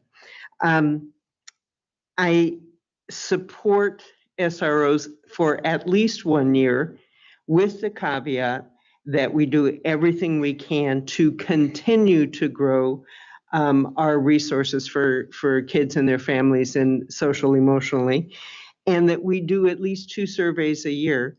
As Trustee Good said, not just about SROs, but about school climate in general. And I think this year is a perfect year. The need for that is really acute this year. And even though our survey had a lot of support, it's only 1,900 total, and it needs to be much more widespread than that. We need to continue to investigate all systems, more systems, and implement them for social emotional, and we need to maintain data on our SROs. Who are they seeing, and why are they seeing them? And that needs to be made public as well. We talk about how kids feel safer, but in that survey, what struck me were staff members who really, really wanted SROs. 86% of them, I think, if I remember correctly. That's, I have to tell you, that really surprised me that it was that high. That also, we have a responsibility not just to our 10,600 kids, but also to our 1,300 staff people. So it's, and is it, do we have proof that it makes them safe? Do we have proof that homework increases kids' skills? On the contrary, we have proof that homework does not increase kids' skills and that it needs to be really, really refined, but we continue to give it. Spelling bees, does that increase kids' spelling? No. 30 words a week, does that increase kids' spelling ability? Probably not. But there are certain traditions that we use because it feels good and it's something that we can do. So SROs in Gilroy, and I know the national data, I'm not convinced that the SROs, as Gilroy Unified has used them, have been harmful to kids. I haven't seen data from Gilroy for that, but we need to look at that data and prove to ourselves that they aren't hurting our kids. So I'm in favor for at least a year. I think, again, back in the 80s and 90s when I was a principal, when you called a beat cop off the street, sorry, Trustee Good, they weren't necessarily very responsive to kids because they didn't have the training. They didn't hang out with adolescents. And so they treated them as adults. In the 80s, when I was a new dean of students, I had 2 police officers come in and strip search a student at Gilroy High in our nurse's office. Strip search. I was livid and went into the principal and said, "Do you know what's going on?" And he said, "They have every right to do that." So we have come a long way. And I don't want to go back to those days. And Gilroy PD is not there. Don't get excited. I'm not saying that that would happen today. But I have seen a different interaction with the beat cop coming in and dealing with the kid than an SRO coming in. When we first started with SROs, we had Mike Terasaki back in the 80s and 90s, I think. And we wanted him to be a presence on campus. I'm not interested in a presence on campus now. I want much more from our SROs, just like we ask for much more from our teachers and our staff and everybody else. So it's a different relationship and it's a different role and responsibility. And I think it's time. Now, I'm interested in learning to have that role be a positive role, as well as all of the support that we have for kids and their families. I think they can work together. I'm not convinced that an SRO is so detrimental that we shouldn't have them. But if the data comes in and shows that, that they are being detrimental, that kids hate them on campus, that families do not support them, then we have another decision to make. This is a one-year contract, and we will be looking at this every year. And I think it was Trustee Diaz last meeting who said, $241,000 sounds like a lot of money until you realize that we have, correct me, Dr. Mesa, if I'm wrong, $136 million budget. So $241 out of $136 million drop in the bucket. Plus, we have 49 employees, which is far more than $241,000 that are supporting our students and their families. So what we spend in that far exceeds what we're looking at SROs, which is just one piece of our big plan. But it's a piece that we need to continue to look at. So I'm in favor now, and I hope and believe that it will hold us in good stead. But if it doesn't, I'm not opposed to voting it out next time. Any other board questions or comments? Trustee Pace. Another small technical thing. In one VII, any published job description for the SRO shall state that bilingual candidates are preferred.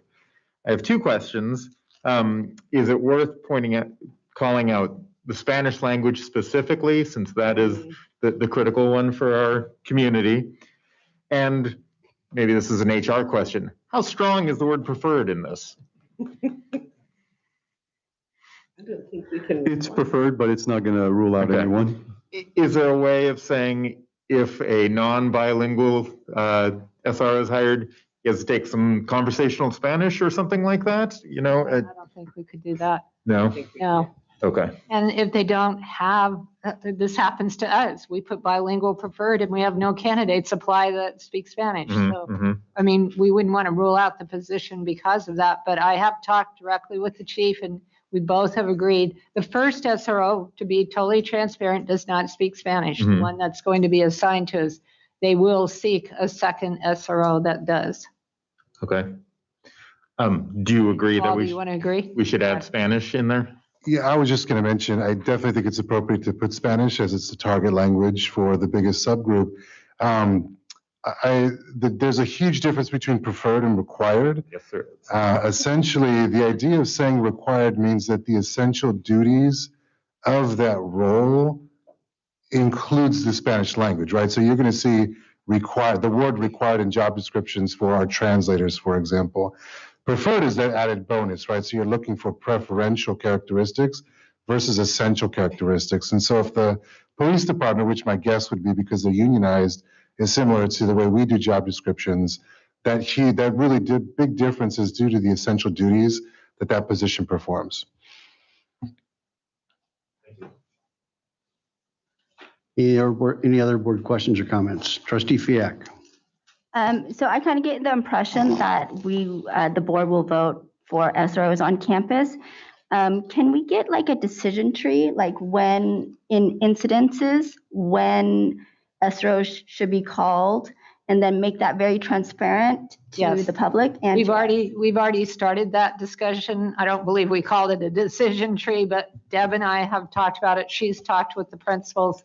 We want to be really clear about when they'll intervene in an incident, what kind of incident, right off the top of my head, of course, a serious fight where people are getting beat up. That's obvious. We want them to help. They would be one of a team of people intervening. Then just day-to-day discipline? No, they're not going to be involved in that. So we've been talking about that, and I don't know what it'll look like, but there will be a physical representation of that. Okay, good discussion. Before we vote, I also support strongly the SROs on campus. The data and the surveys we've seen that have been conducted by the district and presented to us last meeting don't support the generalized notions of SROs being evil. The amounts of arrests on campus were infinitesimal, as opposed to feeding the prison pipeline. Maybe, but not in Gilroy. That's not the reality here for us. We don't have anything to do with anything outside of Gilroy. That's where my concern is. So I'll be supporting that.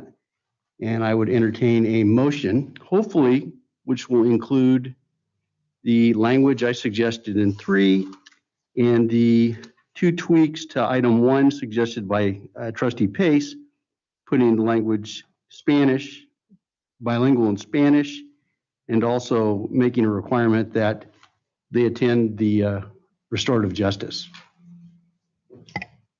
If someone would like to make that motion. Of this, Michelle, I will make a motion to that effect, including the language that you added for the proration for item 3, that bilingual will be specific so that it says Spanish, and for B, that the SROs shall attend the district-provided training.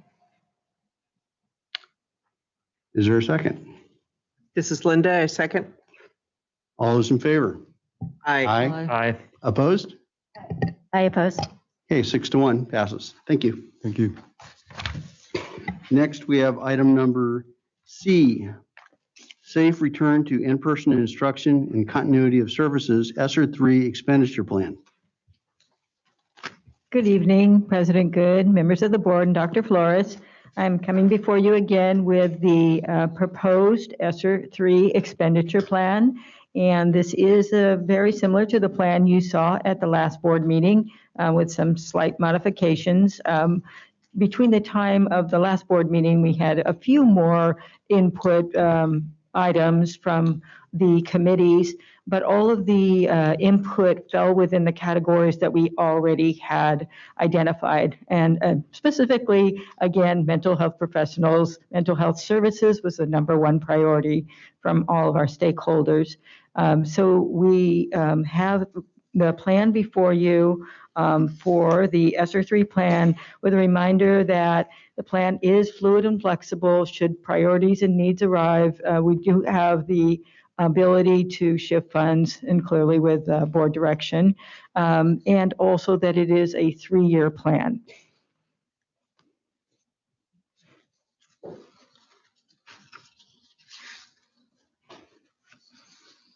So do you have any questions? Any board questions or comments? This is an action item. Move for approval. This is Linda, I second. We have a motion and a second. All those in favor? Aye. Opposed? Motion carries. Thank you. Thank you. Next, we have item number D, discussion of declining enrollment and process for potential school closures. Good evening again, board and members of the public. This is an informational item. It is about declining enrollment and a process for a potential school closure. So thank you, Maribel. Topics that I'll cover tonight, obviously it starts with birth counts because they're positively correlated to incoming kinder class 5 years later. An overview of classroom inventory, because obviously that's important in terms of available space throughout the elementary campuses. And because it deals with facilities, we need to look at long-range planning tools, and our 10-year forecast is used for that. And then we'll revisit lightly, briefly, the California Department of Education's recommended process for school closure. We know that process well because, as the timeline will show, we follow that process for the Antonio Del Bono closure. And then lastly, we'll touch on facility implications. Should the board decide to close a campus, there are some considerations that are really, really important. We need to note that. So here's the, I'm sure you're familiar with this chart. It is the birth counts plotted by zip code. And so that means the city of Gilroy and the unincorporated area. So it's by our zip code 95020. You'll take a look at the peak. It happened in 2006. With birth counts over 1,000. At that point in time, our kinder classes were really above 800 and closer to 900, really, kindergarten levels. And so as our TK-12 system cohort moves along, obviously those larger classes became larger and larger overall footprint in our district. But you could see that overall the trend data is really clear. Nationally, we have the lowest, I think, births about a year ago in 100 years. This is national. and then the state is not too far from that. And then in Gilroy, of course, we can see that that's the lowest levels of birth counts right between last year and this year. So that again correlates to kindergartners 5 years later. Our kinder class, as you'll see in a minute, is tied to that 820 births that took place in 2016, translating to about 648 kinder students this year across the elementary campuses. That's about 79% correlation. Whereas before we were getting about 83% of those higher numbers. So less births, lower correlation, weaker correlation between those and the incoming kinders. It all indicates to a long-term decline as you move that cohort up to 12th grade. Something that I know I've talked to the board about is noting that the initial projections from the Department of Finance, from the state and the county, have far exceeded the decline. So the decline is accelerated, and this came out just in School News. I think Dr. Flores shared this article with me, and I just took a snapshot of their graph because they're calling out the single worst year-over-year decline in 20 years for the entire state. It's 160,000 students in decrease in enrollment from one single year. I know I shared this chart with the board even going several months ago, where I have noted and I crossed out their initial projections, and it's the same data, just presented differently. It's basically saying, look, the state forecasted a decline in enrollment, and we're about 3-4 years out. So the curve, if you will, is steeper, accelerating the decline. That's the state data. This is the county data. The same thing. The crossed out figures were the initial projections, and the new ones on top are the actual enrollments being updated. So you can see an easy 9,000 student drop in our county alone. So again, we were projected to hit around 255,000 students in 24-25, but we're already there below that level. Last year we achieved that, and they'll be lower this year. So that's the county state data, and this is our recent data with the implementation of LCFF that started in 2013. You can see that we really enjoy the first 4 years of stable enrollment, the first 4 years. But then we started dropping in enrollment starting in 17, 18. And then the last 2 years, really, 314 student drop. Those are certified numbers. The 2021, the 21-22 number, the last digit, the 10,634, that's what's called the preliminary enrollment, because it's a snapshot of the first Wednesday in October. Every single Wednesday in October, it's called a preliminary CBETS data. And then we take literally months to make sure that we're counting the student once. This is more important now with Virtual Learning Academy, that we set the attributes correctly to each of those students, whether they're English learners, a foster youth, a low income, and that they're only counted once. It seems like a simple process. I don't do it, but it takes a long time to certify the data. But the bottom line is we've declined over 500 students just the last 2 years.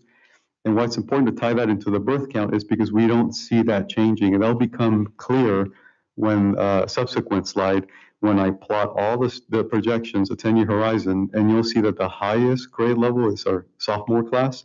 Once those age out, you can clearly see the footprint of the district will shrink. And this is just information as, obviously the enrollment data is critical to our assumptions. The CDE data quest is where we pull the data, especially historical data, of course. And the caveat there is you have to know what you're pulling. So CDE will pull the data. You have to know to exclude the charter school from the enrollment count because they just embed it in there in total enrollment, and you have to actually look at the column. Otherwise, you'll think, well, Alvaro, we're clearly above 11,000 students enrollment. Yes, but that includes over 539 students in our Navigator Charter School. So this is a clear snapshot of that CBETS enrollment. The first Wednesday in October happened to be October 6th this year. And I want to highlight here that the kinder class, that's what I was referring to earlier, tying to the birth count of 2016. And so the kinder class is here at 648 students compared to the largest grade level that we have, of over 1,074. So just picture that 1,074 being 11th graders next year, and then 12th graders the following year, and then they drop off, being replaced by 600 students in kinder. So our footprint K-12 will shrink. And so I share the data of California because even there's some movement and people move, of course, sell their houses, et cetera, move in. The entire state is shrinking. The entire country is shrinking in terms of birth count. So it's just a national trend. In fact, a worldwide trend, I believe, of just less births all around. And this is, I've been tracking this forever, it seems like. And so the first gray columns on this graph are just actual CBED certified data. They're not going to change. And this first yellow column is our projection. So this is a better, silver lining in the clouds, if you will. We were anticipating to decrease in enrollment by well over 400 students this year, according to our demographers. And really, we split the difference so that we can see that it's about 187 once you count for all students last year into this year's level. So we did not decrease in enrollment by 400 students. The decline is 187 when you count for all students from the prior year. And that's how I got my 500 decline over 2 years.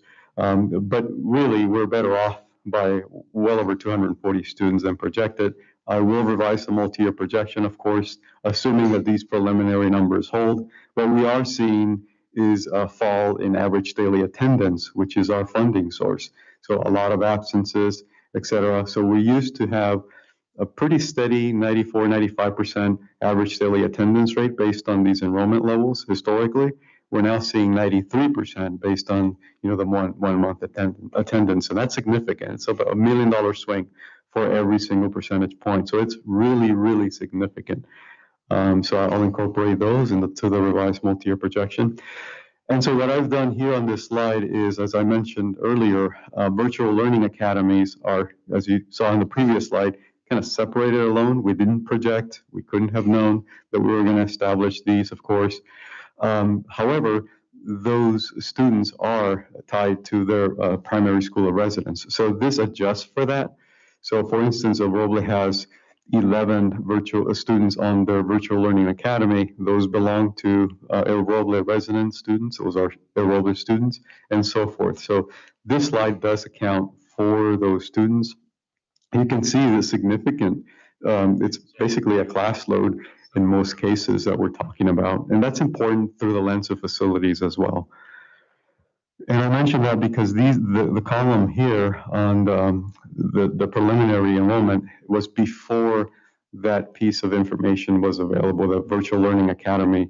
So it doesn't, as you can see, doesn't line up to it lines up to this number, 4211. It doesn't include the VLA, so that 4211 is here. So we would need to do the same thing, incorporate the VLA students in here and update this table. However, I did ask principals to help me with how they use the classrooms. So the capacity is the school capacity, right? We have our staffing ratios. We have all the existing number of classrooms. That's pretty easy and standard. And that was taken from the last time that we went through this exercise through various committee work and demographic studies, et cetera. We did a whole bunch of analysis in 2018. So the information was mostly populated by principals was here. Number of classrooms used for other purposes, number of empty classrooms, and the explanation of what they're using it for. So in the nutshell, is the takeaway here on this slide is that there's 47 classrooms that could be repurposed for other uses, right? Like for a real classroom if we needed it. However, if a school is determined to be closed, of course you would take that entire row of available classroom space and then obviously deduct it from available classroom spaces, and then focus on the number of classrooms used for instruction that then you need to absorb. Bottom line is, I think we can absorb, from a numbers perspective, absorb and find a home for students. There are some, of course, clear challenges that I'll get to in a minute, but just from a pure numbers perspective, can we look at a potential school closure and still absorb the rest of the students? Yes, it's possible, it's doable. Mr. Mesa, on that last slide. Yes. Are portables differentiated anywhere along this graph? No, they're classrooms. They're just classrooms. I think that would be a good point to either differentiate them and point out their life expectancy that they may have or how old they are. That's an excellent point, Trustee Diaz. That's the condition of the facilities is a heavy weighted factor in the criteria that we use. That's an excellent point. We had developed a criteria that we implemented through the ADB process, and one of those criteria was the condition of the facilities. Thank you for that. The next series of slides, I am not going through each of these just because of it. The takeaway here is that long-term projection, all but one of the campuses is expected to decline. And let me explain why that makes sense. Take my household, for instance. I have 2 kids. They will age out. There will be 0 kids coming out of that house for as long as I live there. So I then have to sell the house for that house to then generate a student, right? Again, or wait 30 years for one of my kids to have a grandkid, and then they'll generate a student if I still live there. So the aging of the population is really what this gets at. It's like once the kids come, generally, if you're my age, you're not going to have kids again. So my wife won't be happy with me when I get home, but whatever. So in the natural progression is that the house won't generate as many kids as it was when it was new, right? So, but Las Animas, unlike the rest, just because of geographical location, Santa Teresa has, you all have seen the construction out there. Glen Loma Ranch is still building homes. They're building homes every day. The only elementary site that's projected to reach somewhat close to its capacity, over 900 students. The long-term projection for Las Animas is 845. Our demographers do speak with the city. They incorporate the new units being planned, and they populate them based on when that information comes in. They work with the city planning office, and they incorporate all that growth into it. So really the takeaway here on all these slides is all of these are projected to decline, all of them, with the exception of Las Animas, because of that new residential growth. Again, that's where the new housing comes in. Typically, the families come after that, they expand, and that's why it makes sense that the rest of the campuses would shrink, because there's not that movement, right? Just think of me, my kids are already born, they're in our system, they go to our schools, you're not going to get another student out of that household for a long, long time. And so this is what I wanted to focus on. Here's that, 10th grade class. And so it's about 25, this is a projection, this is about 25 lower than projected. So we're higher, right? But the numbers are not what's really important, as more the trend line, because it's exactly wrong. And that's why I said about all projections, it's exactly wrong, but we better get the direction right. And so what the takeaway here is we're going from 11,000 students down to about 8,600. And I say about 8,600 because of that cohort moving along, and you can see how quickly it drops. 10,000 to 9,700, and then we just don't have another big class of 1,000 anywhere on this chart anymore after that. And that's why it's so important to realize how the cohort survival method affects everything we do. Obviously, it all rolls back to the birth count. It does, it truly does. And this, I won't spend a whole lot of time, but this is the process we did follow. We established a superintendent's advisory committee with key stakeholder input. It's spelled out in the 7-11 committee, although we did have more than 11 members, I believe, because we wanted plenty of input. The SPAC, the Superintendent's Advisory Committee, also received a report.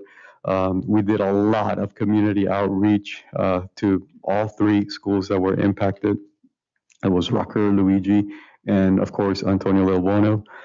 That's a process we would suggest we follow along. I'm not going to spend too much time on this slide. Once a decision has been made, we establish a district transition team that's effectively putting the pieces in the plan together, boundary work, etc. The whole thing takes about 2 years. And so this is what I want to focus on for a little bit. In 2018, October, really, just 3 years ago, in the same month, you were receiving a similar report about our decline. But we really didn't implement the school closure of Antonio Del Bono. Once all those steps were made, the committee did a ton of work, a lot of meetings, a lot of great questions. We had a fabulous committee that looked at various variables from the cost of operating a site, the condition of the facilities, programs that we were being offered, a myriad of things. It took 2 years for full implementation. We didn't implement the ADB closure until 2021. Obviously, there's facility implications. Number one on my list is, okay, well, should the board decide on a school closure, it's what do you do with a vacant school? That's a huge a variable for us, and it needs to be. Impact on transportation, should that happen, school closure, we would likely need to reevaluate the board policy on transportation because a lot of students would then qualify for transportation. We're having a hard time recruiting drivers right now, even with a full staff. That would be challenging situation to do. Right now, we're short 11 positions in transportation, and that means we're tripling and doubling routes. So it's not just Gilroy, it's everybody throughout. I mean, the National Guard is driving for a school somewhere out in the east.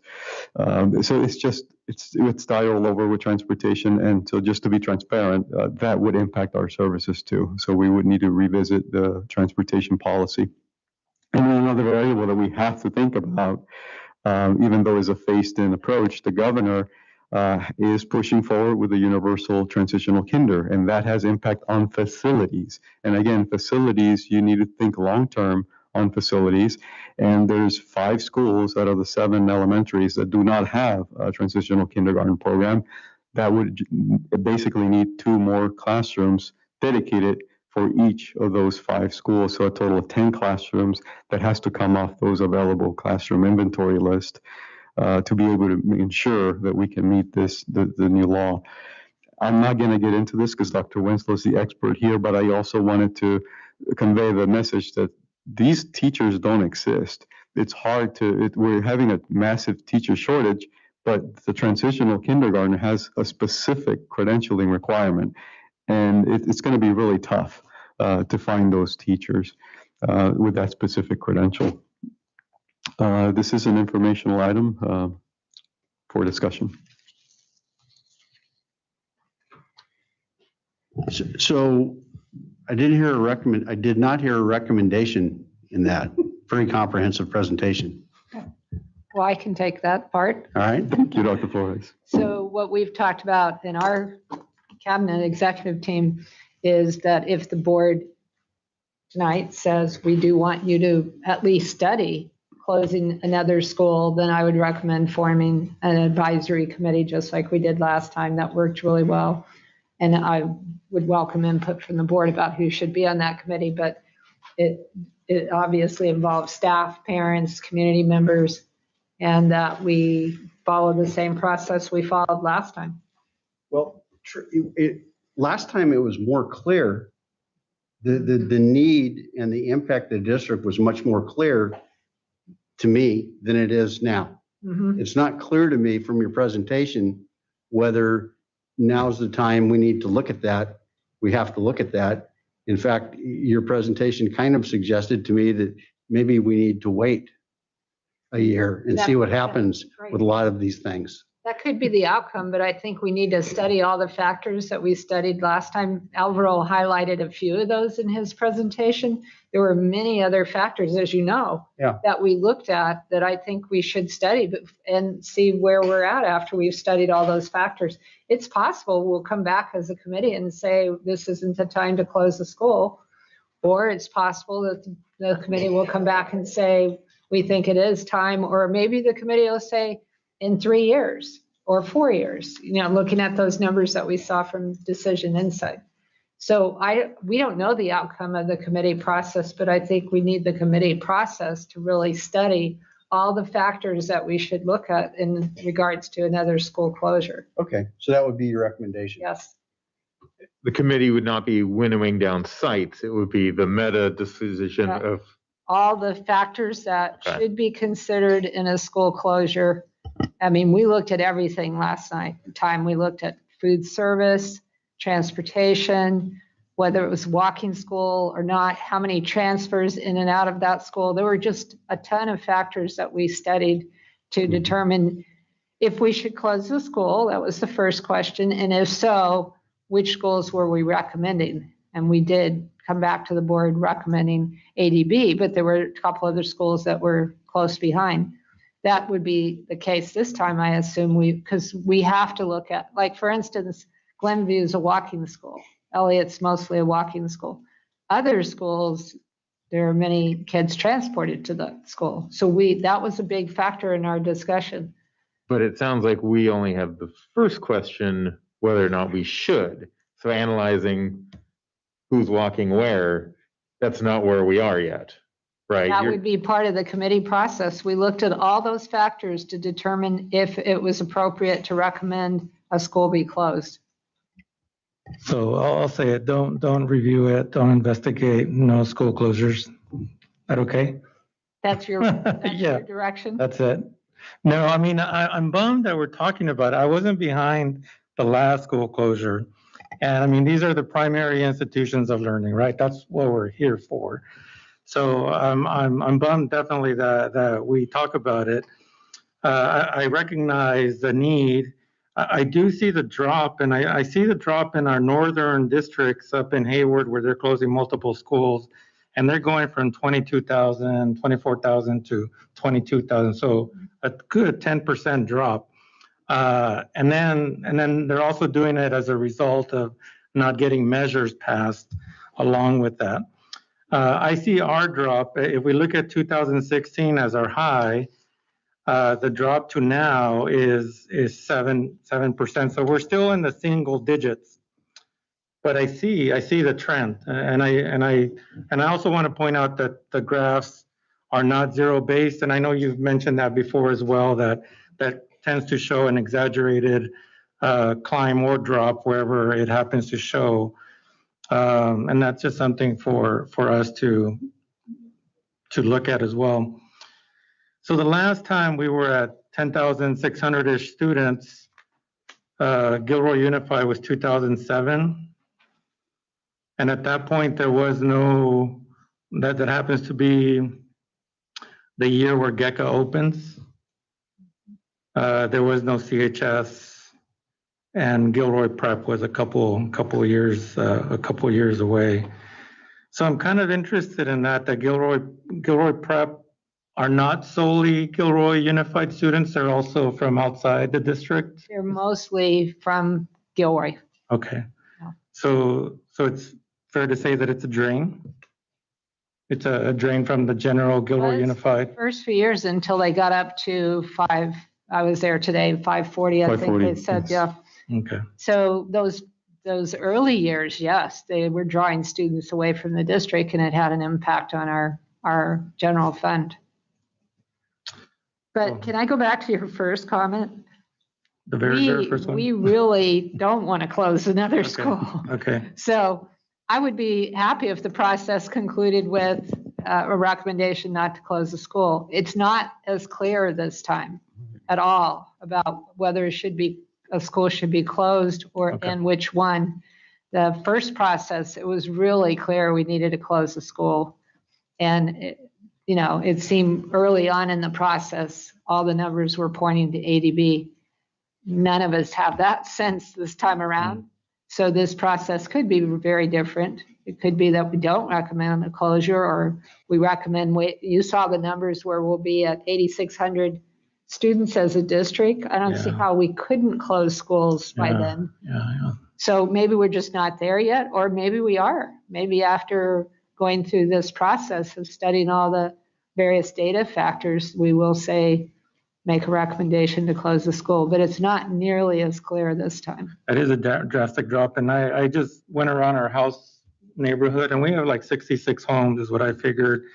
And I want to say that I counted like 5 students. It was, and I really tried to not all of them go to Gilroy Unified on top of that. So it was pretty interesting just doing that simple look around me. And there's factors that factor you, being a finance person, recognize that California isn't set up to flip your home and move from it. because then you lose that tax advantage. So people that have had kids do not move on and leave space for newer families, that they tend to stay. The Luigi Aprea attendance area is, I think, the best example of what happens when a community where the children age out. They graduate from high school. That school, at one point early in my tenure here, had over 900 students. And look at where it is today, because a lot of those children have graduated from high school and the families have either sold or they're not having more children, obviously. Trustee Nelson? I have a question. I had emailed, I don't know if I got a response, I don't recall, but I had asked about the class sizes. So you talk about the TK, we're going to need classrooms. So I don't think it's that hard. I used to ask, as GTA president, what are the class sizes right now in TK through 5th to see what the impact would be. Because if they're full, based on the CBA numbers, then what's the point? And we did do that in the process last time. We looked at class sizes a number of times. Can we get that information so you can take a look at that? Sure. So I'm not ready to make any kind of decision tonight. I mean, I know it's for discussion, but I don't feel I have enough information yet. We can send that in my Sunday report. Okay. Sure, I can quickly, the TK question in particular, our TK right now are maxed. And so our 4 TK classes are contractually, at that limit right now. We do have right now, there's a bubble in 3rd grade, so our 3rd grade numbers are high, but that always resolves itself because 4th grade will have a higher ratio. And so that'll kind of work itself out. But other than that, that's really our 2 impacted groups. Our kinders are, they're pretty good. Some schools are a little bit more impacted than others, but TK definitely is at a strong point right now. That was strategic at the very beginning because as the pandemic kicked in, a lot of people weren't sending kids to school. And so this year, more than any other year, planning for FTE has been very difficult. I do want to say that still, regardless of Newsom's push for universal TK nor kinders is compulsory still. It's still optional for families. So that's even more difficult as we go forward with a post-pandemic reality if parents are opting to send their children to TK or to kinder. Trustee Pacino?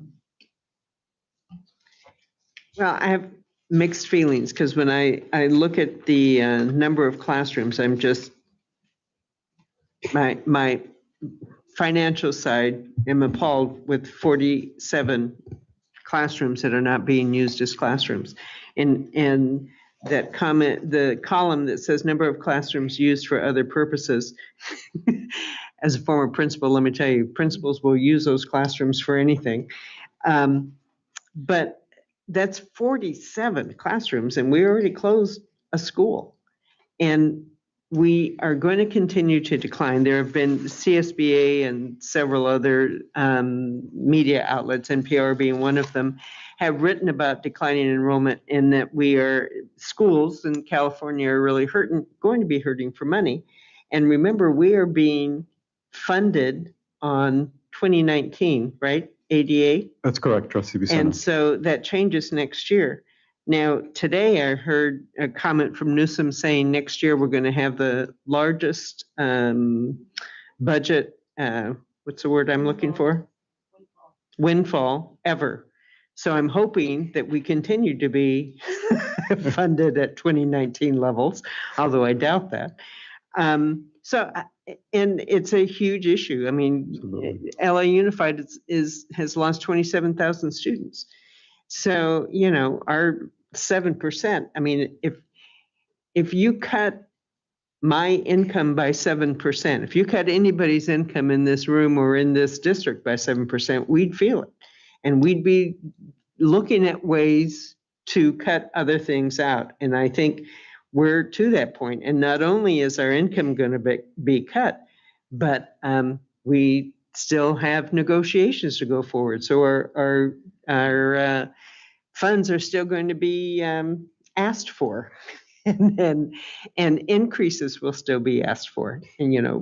And not one of our unions is going to say, okay, so you got cut 7%, and so we'll take a 7% cut. No one is going to say that, and our insurance is certainly not going to say that. So I have mixed feelings, and TK, I just don't believe that we're going to be able to get the teachers to fill that mandate, that news. I hope that we can. But even with 47 empty classrooms, we have enough classrooms to close a school. Look at those school numbers. They're using about 30 classrooms, even in a large school. Some of them only 22 classrooms.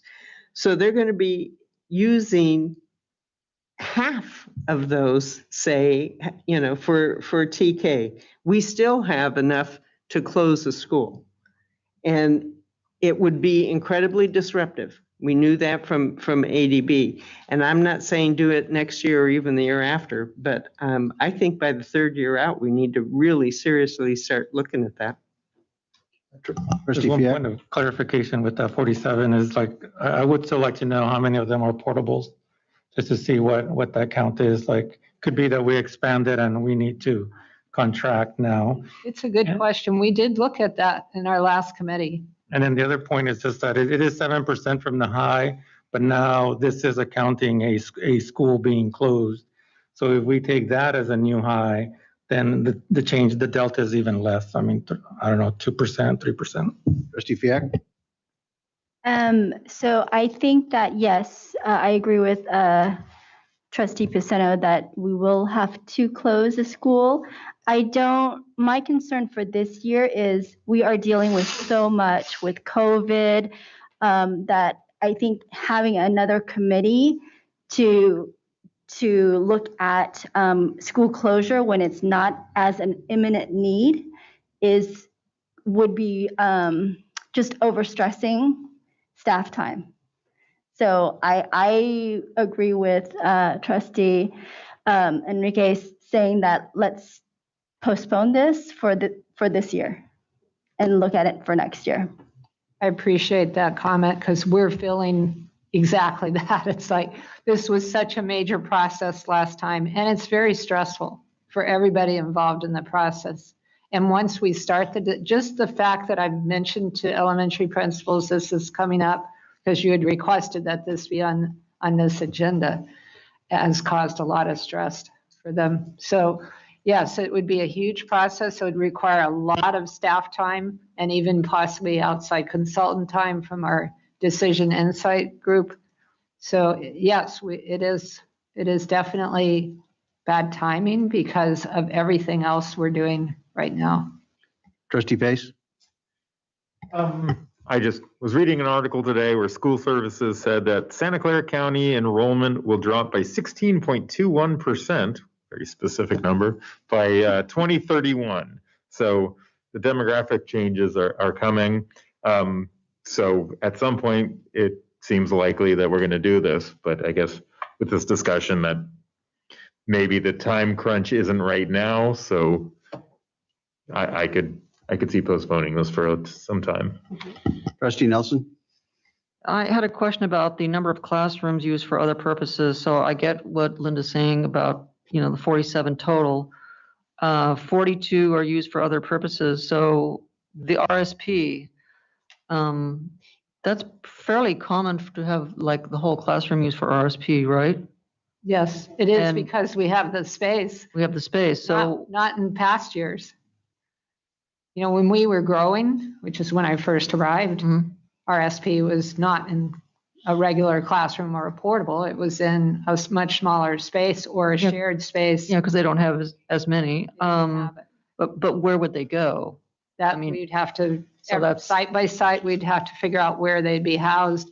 And it's not realistic to think all 47 of these would be available, is your point. Yeah. Some of them would have to be used to house, specialists, maybe speech and language and resource are in the same classroom, which they are at some right now anyway. Power school, computer lab, music room, even storage. Where are you going to put the stuff? There's a STEAM lab somewhere. So anyway. Well, the STEAM labs would be the first thing to go probably because those could be used for a general classroom.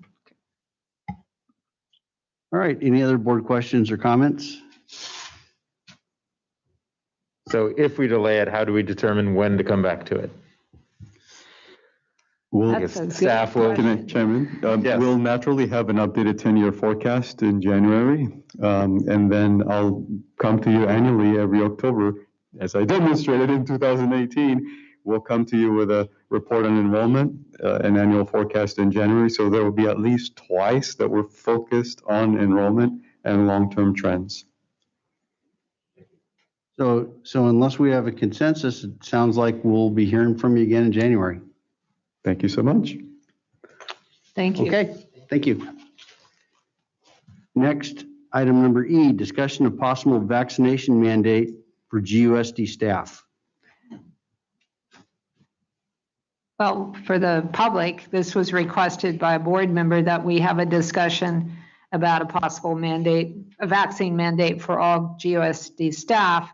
I did attach to this item the announcement out of the governor's office recently about a vaccine mandate. When you first read the document, the first 2 pages are about a vaccine mandate for students. That's the major focus of the information I gave you. But on the 3rd page, it makes it very clear that when the vaccine mandate goes into effect for students, that a vaccine mandate will go into effect for staff.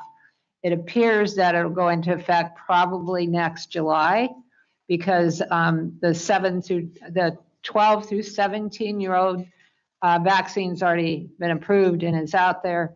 And when that receives FDA approval, it says it will go into effect after that. And that's the most likely one. And I attached the document so you could read it.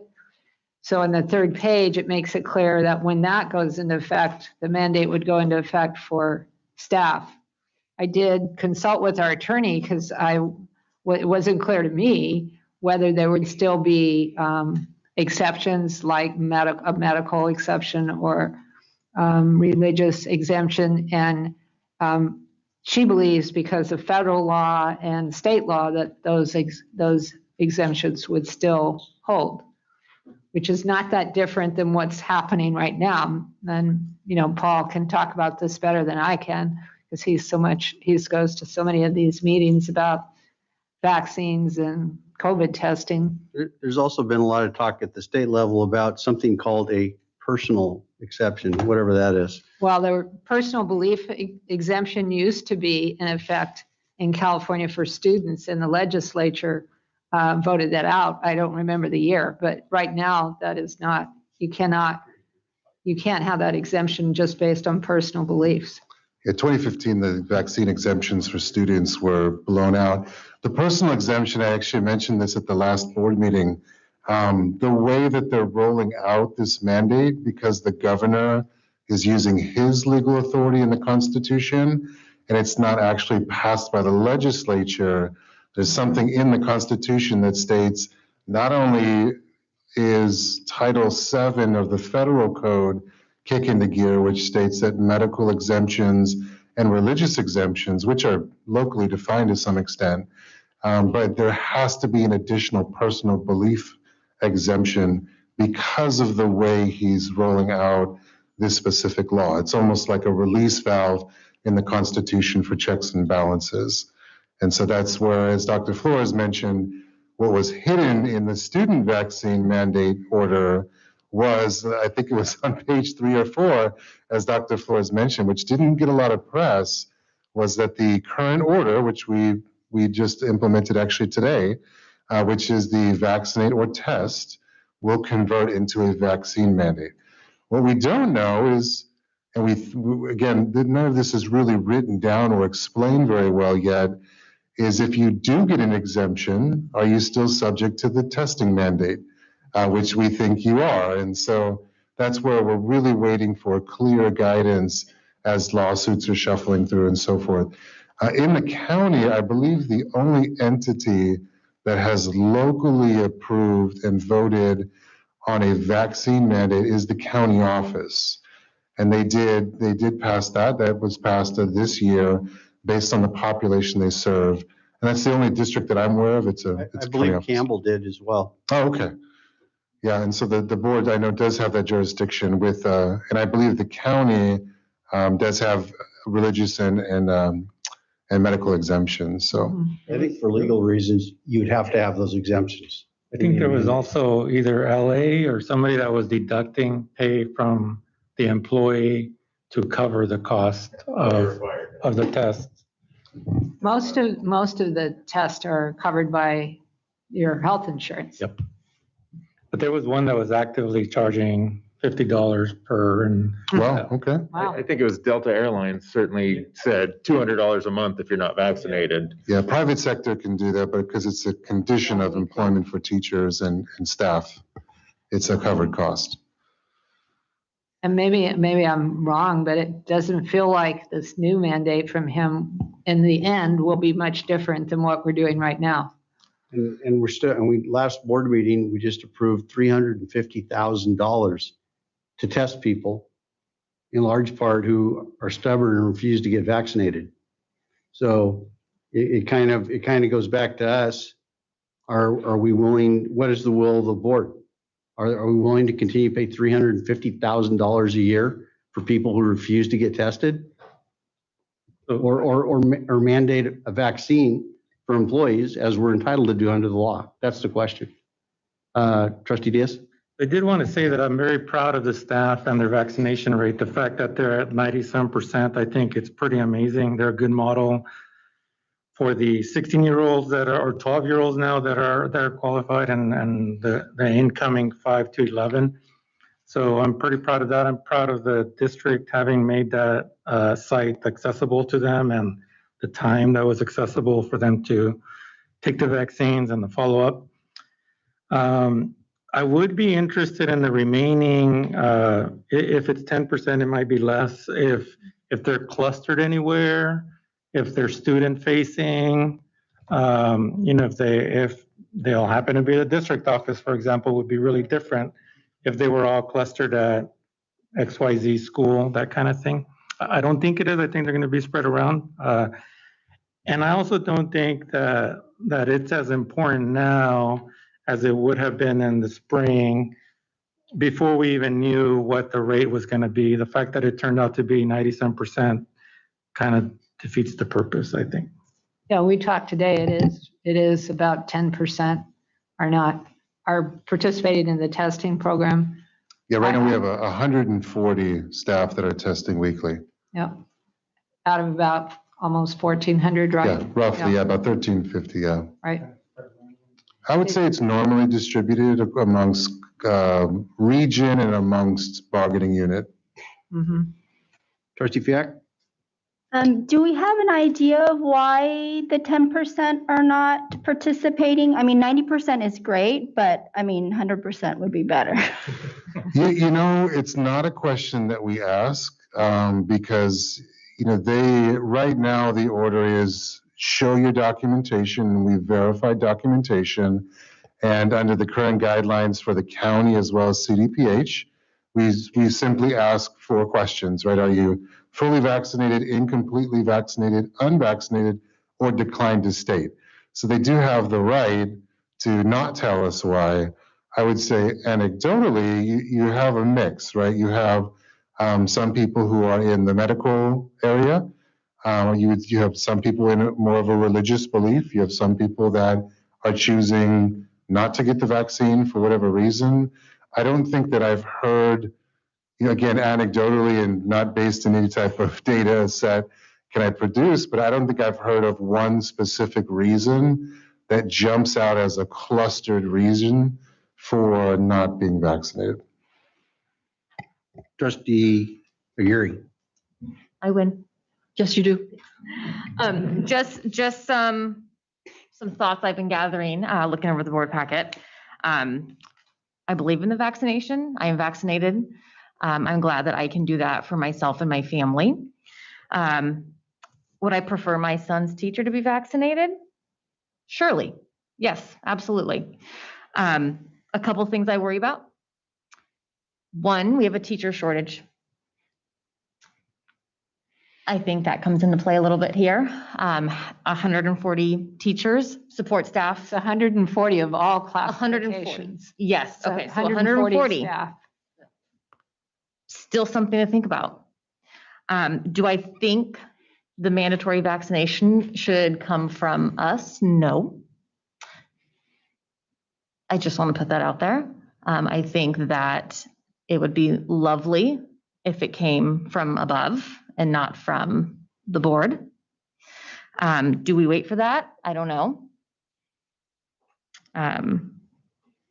So those are my 2 cents. Thank you. Trustee Nelson? Well, I don't want to wait until July 2022. I want to travel again. I want to, anyway, that's, stop that. I'm of the opinion that there's enough data to support the efficacy and safety of the vaccine, and we already mandate vaccinations for kids coming in for other illnesses, and that's why we don't see them. And if we have a measles outbreak, it's because people didn't get treated for, they didn't get the shot when they were supposed to. So I'm willing to take some heat and explore mandating this before it comes from on high. Trustee Fiac? I'm also for mandating. Yes, it would be nice if we got better direction higher up, but I don't necessarily in this instance want to be reactive. I would rather our district be proactive. But can you kind of walk through the consequences of if we mandate, and then what's going to happen for the staff that do not want the vaccine? A lot of that would be driven by the direction of the board and what the actual mandate looks like. I can mention what I've seen in other districts as maybe an idea of a possible future. I would say for example, for the county office, right? It's a more local example, so we can talk about that. Essentially, what they did was their board took a vote.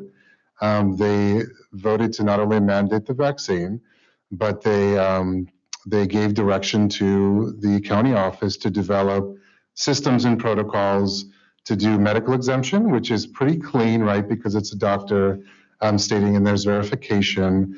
The religious exemption, because it's connected to bona fide religious exemption, it's a little bit more complicated, right? So that I know the county worked with their legal firm and came up with forms and procedures on how to make that not only equitable, but also to make it consistent. There was a period of time where staff were given to go seek vaccination, right? And there was language from their board that said, what does vaccination look like, right? And so you're hearing that in LA, where they said, this is the date where you need at least one shot of a 2 series or the single shot of the J&J. So they defined a deadline, and they defined what would meet the benchmark to continue work. And then typically what I've seen in other districts is they'll work with the association to determine what happens if you don't meet that particular benchmark. And I would say the standard has been that they don't lose their position per se, but they shift into unpaid leave. So it's not a complete elimination of employment. I've seen, but obviously it's elimination of employment in terms of service credit, in terms of salary, in terms of benefits.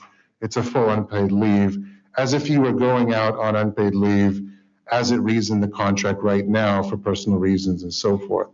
So you remain your actual, your return rights per se once you become vaccinated. So that's what I've seen as the standard. That's what you're hearing out of LAUSD, right? So they set a benchmark. They said you have to get us so much by a certain time, or you get shifted to unpaid leave. There are some districts that have a large VLA component. I think Oakland was one, where they have a large VLA component, and they worked with their union and said you would shift into a non-school-based position. I don't think that's something that we can do because we simply don't have a large enough VLA component. So that's what I've seen happen. And I think LA just announced yesterday or this morning that they've just hit that first benchmark. And I think it's 99% of their staff have met the first benchmark. I do want to emphasize it's a little bit deceiving of a statistic because the benchmark is a first dose or the J&J or you've met a medical or religious exemption, right? So it doesn't mean 99% vaccination. It means 99% have not shifted into the next phase, which would be that they would start to work on unpaid. I do know that LA Unified was ready for a significant amount of people who would be impacted. And I believe LA was actually reaching out to local law firms because there's a huge process when you shift somebody into unpaid status for this reason. So we would probably want to consult, should the board give that direction, consult with legal on kind of what that process and procedure looks like. It's definitely something I've never done, so I would want to work with legal closely, should that be the direction of the board. But I think that's a rough idea, and the board does have a really a big say, my understanding, has quite a say in timelines, in what do we define as meeting that timeline, and then it would go into impact bargaining for what would be the next steps of unpaid leave or something like that. And just for clarification, so our community-based organizations, all of their staff that are coming onto our school campus, we are mandating that they are vaccinated. Is that correct? No, currently, right now, we have them sign an addition to the standard template that we use for contracts. And that addendum, I think it's Appendix C, we have the fingerprints, we have TB, we have a new part that is about COVID exposure liability and so forth. But on there, it reflects the current existing law, which is that anybody coming in with a contract with GUSD has to sign acknowledgement that they've checked for, they have documented status of the vaccination status of their staff. Either they're vaccinated or they're responsible for making sure that there's weekly testing, and they attest and certify to that per the contract. So we don't currently have anything other than what the state says for compliance. Any other, Trustee Nelson? Okay, I have a headache now. Unpaid leave. If that's what's going on out there? That is what currently all other districts that I'm aware of, because it becomes, if it's a mandate, it's a condition of employment. So it's as if you lost your credential. So very similar process where once you become uncredentialed, you can't work, right? You can't earn a wage if you shift into uncredentialed status. So it's a similar kind of employment status change.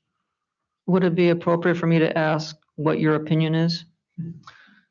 I don't know if I could tell a trustee if it's inappropriate. I would say that we would definitely seek what the board would want us to research. And that's the right answer. Good job, Mr. Winslow. We would provide you with the research that we seek. Yeah. Okay, I still have a headache. Thank you. Trustee Pacino. I'm ready to see some of that research. I'm leaning towards a mandate, and I don't like it when people tell me I'm not going to do something, so what are you going to do about it kind of attitude. Especially, I'm looking at our what is that called? Our pillars of pillars of character counts, and I am staring at responsibility, and we have the responsibility to keep our kids and staff safe, as well as our parents in community. So yes, I would like some more research done on how do we go about it? What is it going to look like to mandate it? Any other board questions or comments? It sounds like we have a majority. Yeah, I think so. We certainly have a consensus. So I would just state that I strongly support the vaccine mandate. I agree 100%. Well, I agree 90% with Trustee Aguirre because the state should do this, but the state should also fund our education appropriately. Where instead of being the 5th largest economy in the world, we're 42 out of 50 states. These people in Sacramento don't really care. All they care about is getting reelected. And so I wish we could. It shouldn't be the school board doing this, but it's either us or nobody. So I support the vaccine mandate. Trustee Fiat brought up a good point. I think the contractors, anybody coming on that school campus, that's where the mandate goes. Anybody that steps on that campus, contractor, employee, whomever. And I'm glad you brought that up. So I think we'd like to see it come back. Yeah, I think we should consult with our legal counsel and develop at least a draft process with the timelines that Mr. Winslow talked about and bring that back to you. Probably not by the next meeting, hopefully the following meeting. I don't know how long. Maybe we can use some of the other districts. Campbell's was pretty good. Yeah, I like theirs. I wanted to clarify that I don't think there was consensus, maybe majority, but definitely not complete agreement. Oh, definitely not complete agreement. Yeah, I'm just going based on your comments because this is not an action item. No. The board requested that we put this on for discussion, so we've done that. I do want to mention that I know Paul's not going to say it, but I can. We are concerned about the potential impact on staffing. Because as you know, we have such a shortage right now. And those contractors that you just discussed are critical, particularly in special education, but in the mental health arena too. So we might want to discuss that further at an upcoming meeting. It's all critical, but if you have dead kids or dead employees, it's not really going to help them. Trustee Fiak? So I know that for my staff that go onto the school campuses, we are required by those schools to be vaccinated. So if those schools are doing it, why can't we? All right, well, that is actually why we asked this to be brought on as a discussion item, because if there wasn't interest, we would move on. It sounds like there's interest. Certainly not unanimous agreement on anything. Okay. Thank you. Thank you. Next, we have item number F, monthly district cash flow update. This is an information item.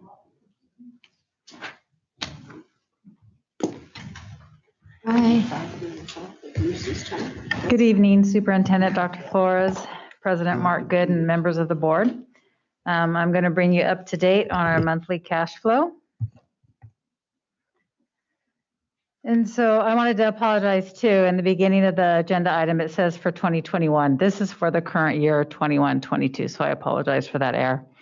And this spreadsheet is based off of actuals from July to September. So if you look at September, the beginning cash balance is a little over 38.6 million. Our cash inflow, so the cash that we received for that month, is a little over 9 million. Our expenditures for that month is a little over 12.6 million. And that net decrease, the 3.6 million, is due to the fact that our expenditures were more than our income for that particular month.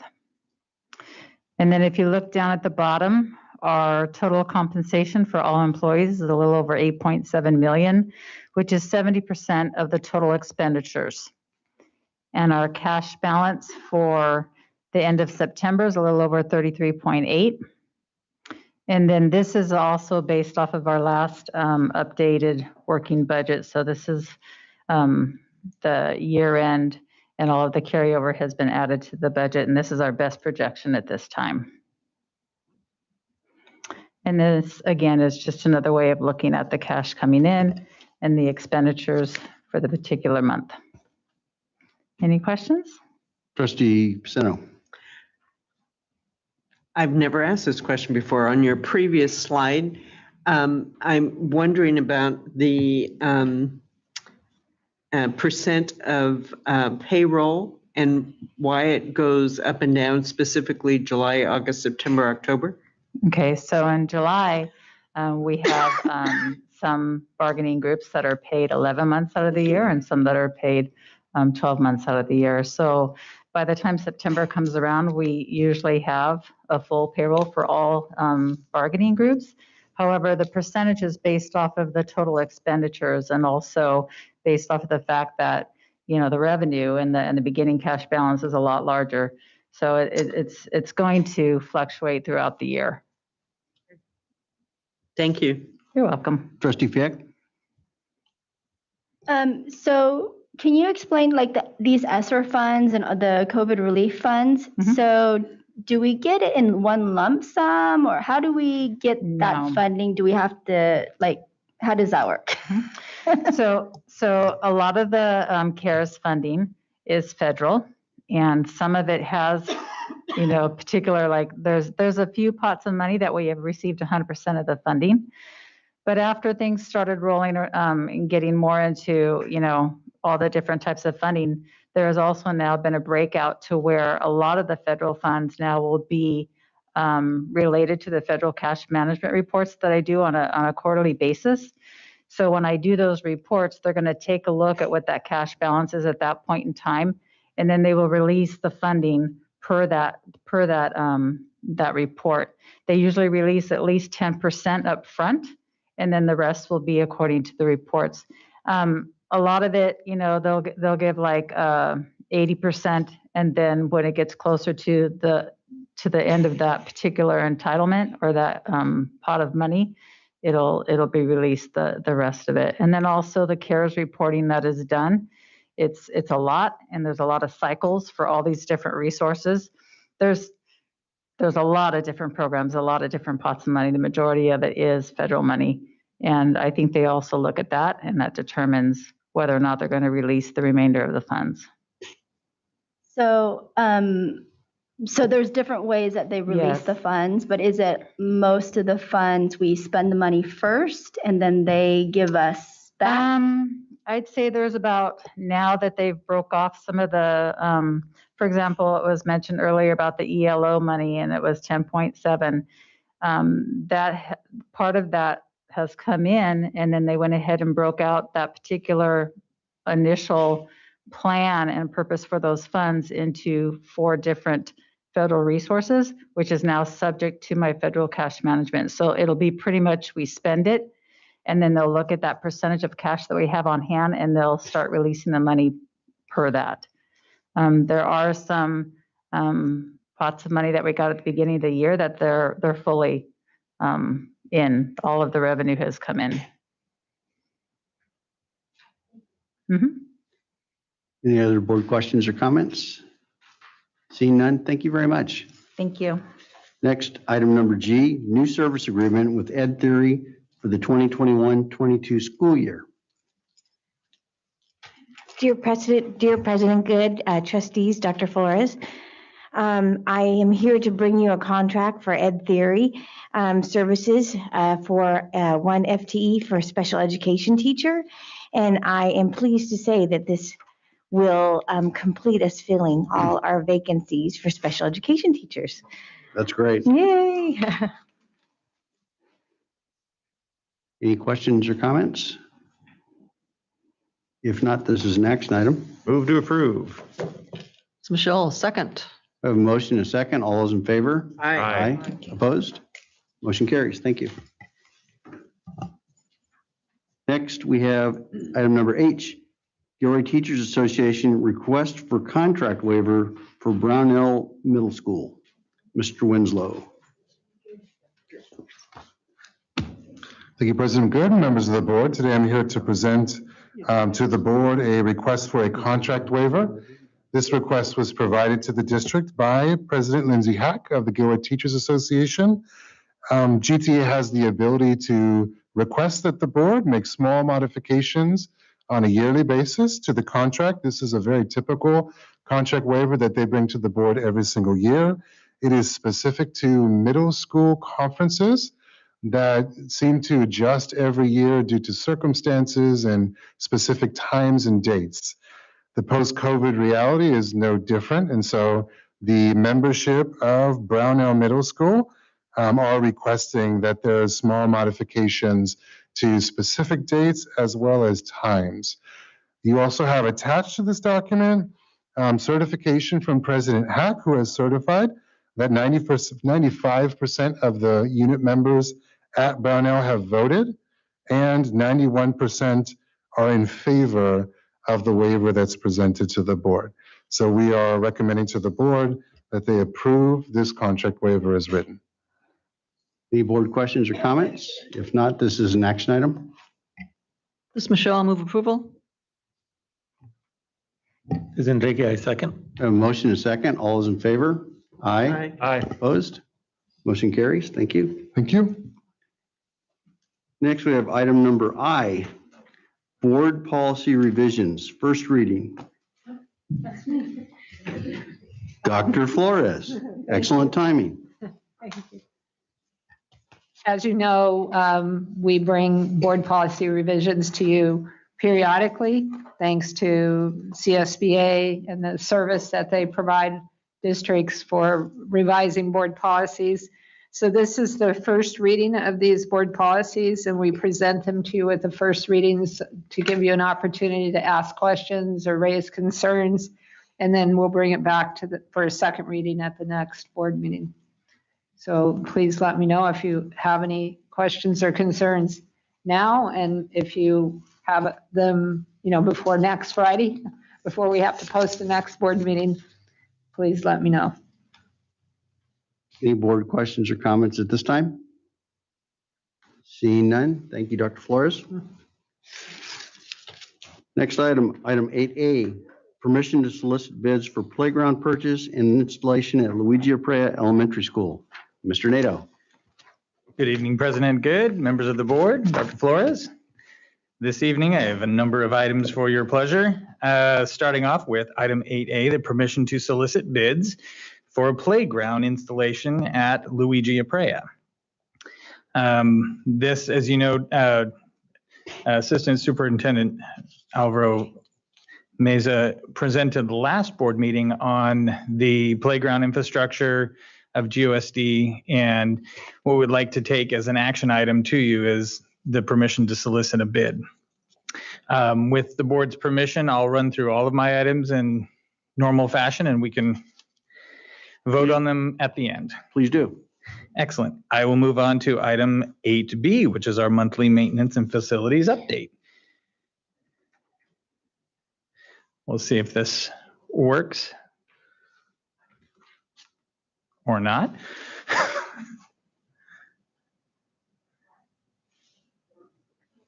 Might not be on.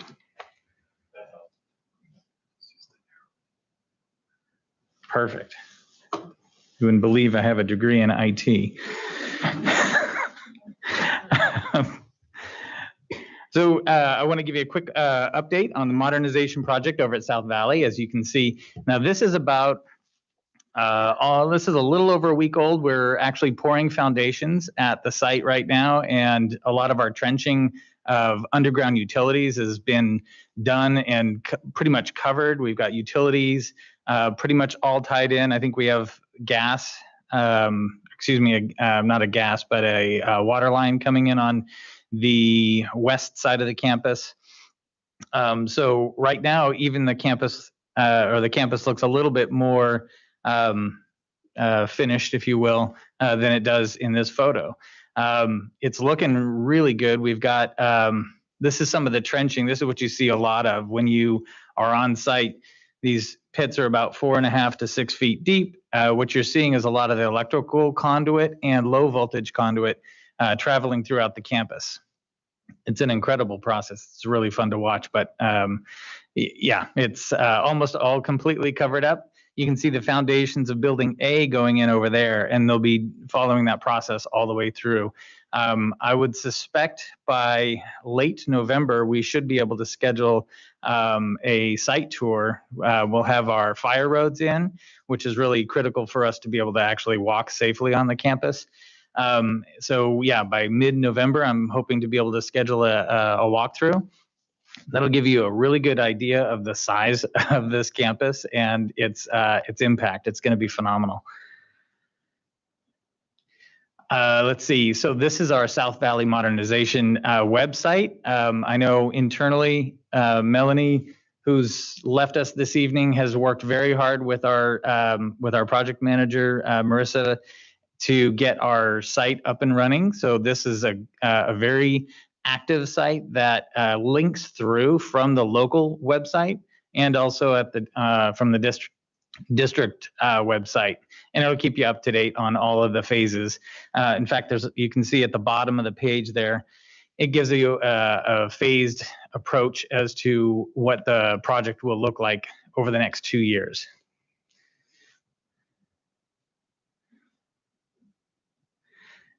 And a project that you might be very familiar with is our Gilroy High School Plaza. It's been completed. It looks phenomenal. I was really hoping to get a hold of some images from the construction company. They flew over the project with a drone. We didn't have time to actually get them into the presentation, but if you've had a chance to be at Gilroy High School in the last week or so, all of the cans, the trash receptacles, and the furniture has been installed.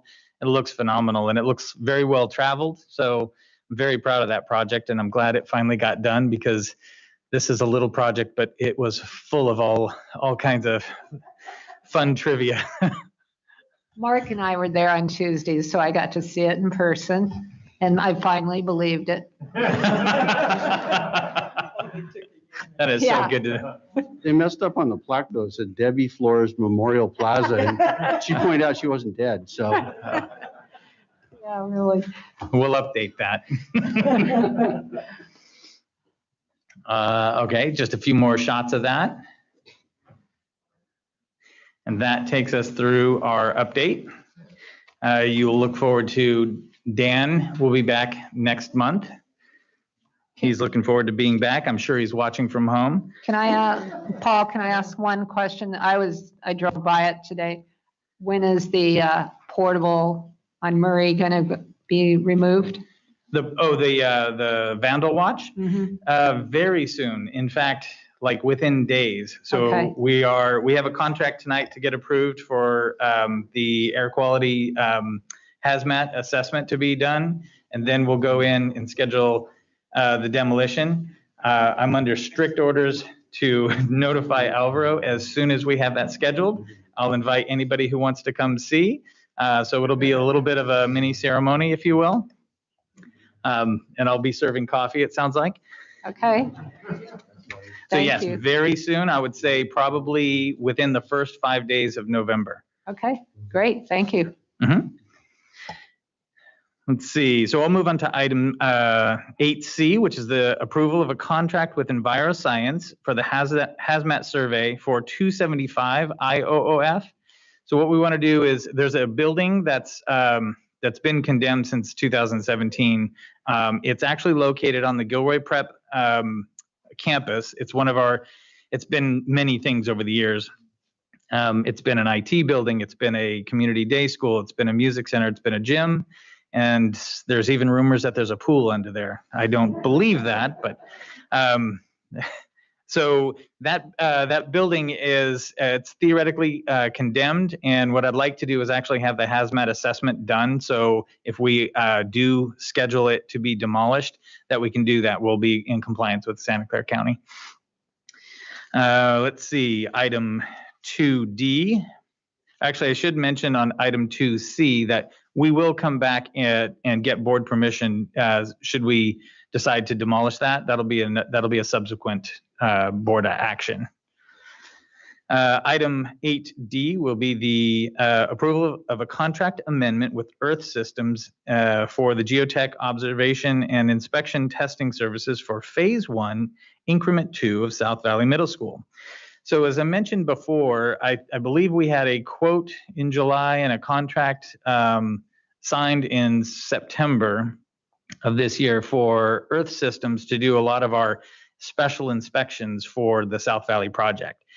This project is being fed to the DSA, our governmental oversight for architecture, in phases. They've asked us to break it down into phases and feed it to them that way.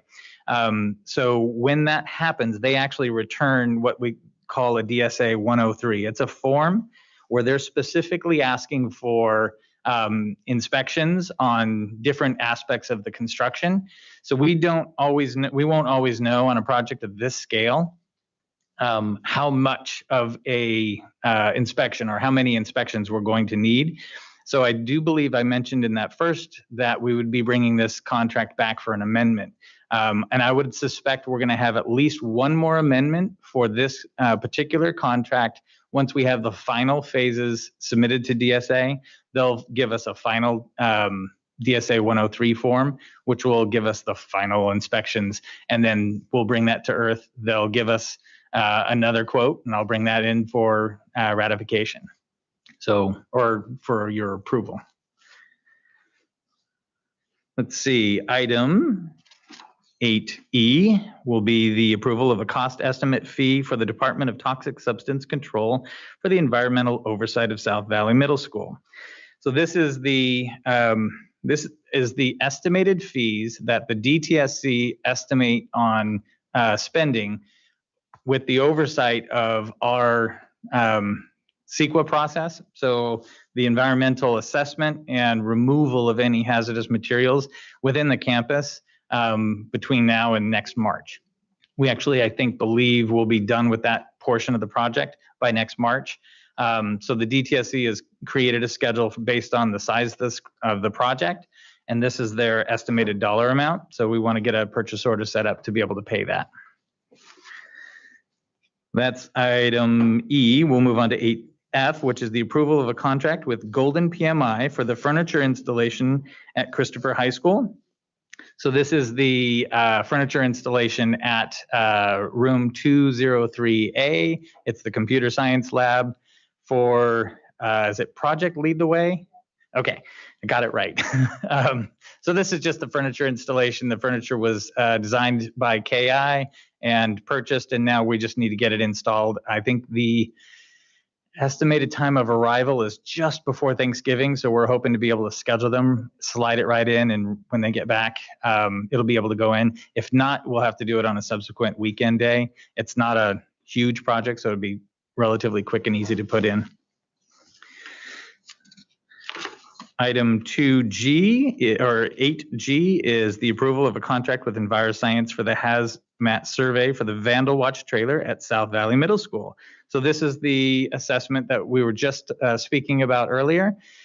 We need to send in the hazmat survey to verify that the materials on that particular trailer are not hazardous. And if so, we'd have to abate that before we demolished it. We've checked the vintage. It's actually a fairly new trailer. I think it was built in 2004. So any of the materials that we were looking for were already banned out of the construction industry by that time. So we're not expecting any surprises there. It should come down relatively quick and easy.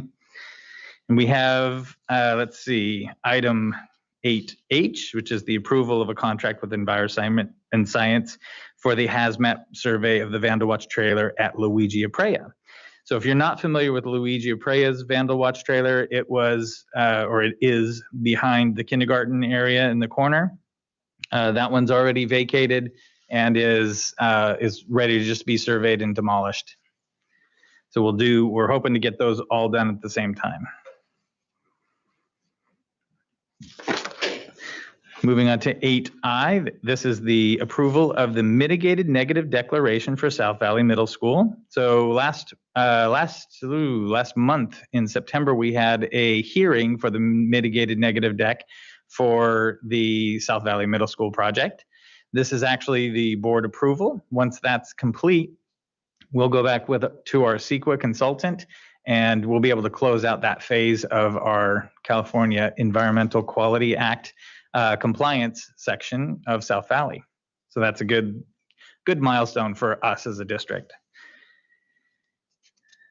And let's see, item 8J is the approval of a cost estimate fee for the Department of Environmental Health Oversight for the South Valley Middle School.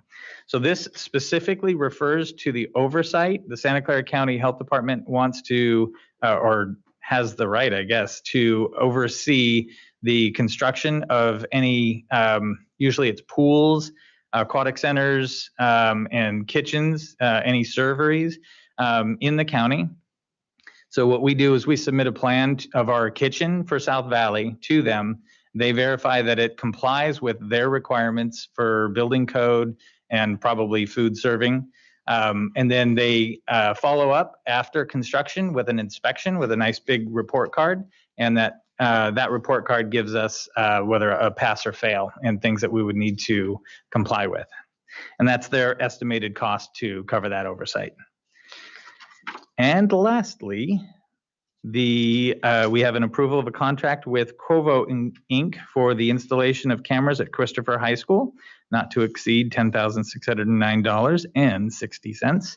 This is to install 3 cameras over the pool pump house. We'd originally done some cameras over there, realized that there was an oversight. We missed a very, I guess, common access point to the campus, which is on Day Road.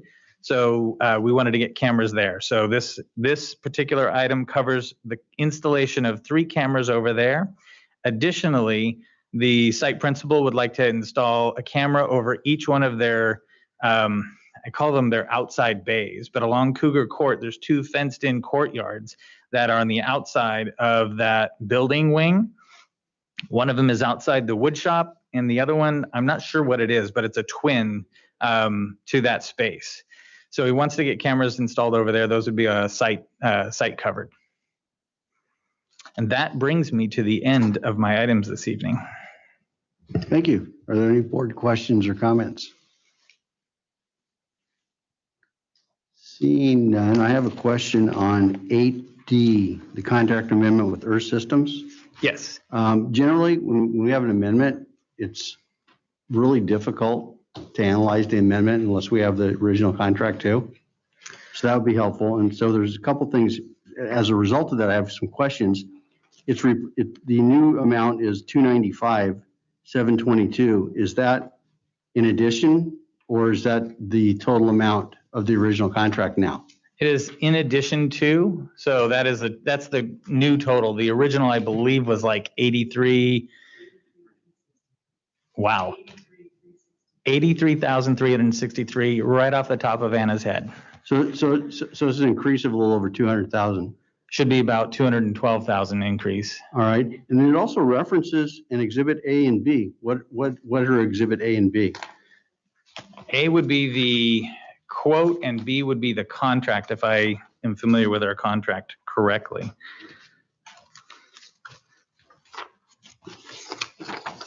Yeah, it does. The bad part is it doesn't say it in here anywhere. So it says described in Exhibit A of the original agreement. The revised Exhibit A is incorporated herein. So what is the revised Exhibit A? Is that this proposal letter? It should be September 1st? Yes, let me take a look. It's F.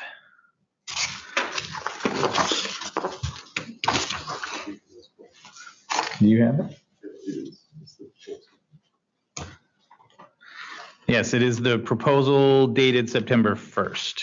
Okay, and then where's Exhibit B is? Exhibit B usually refers to our contract, does it not? Let me look at the end of our contract.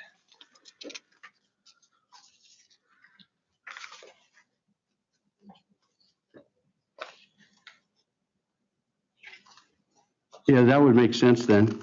It says payment of the fee shall remain subject to the process for compensation specified in the original agreement and the rates or schedule of fees specified in Exhibit B.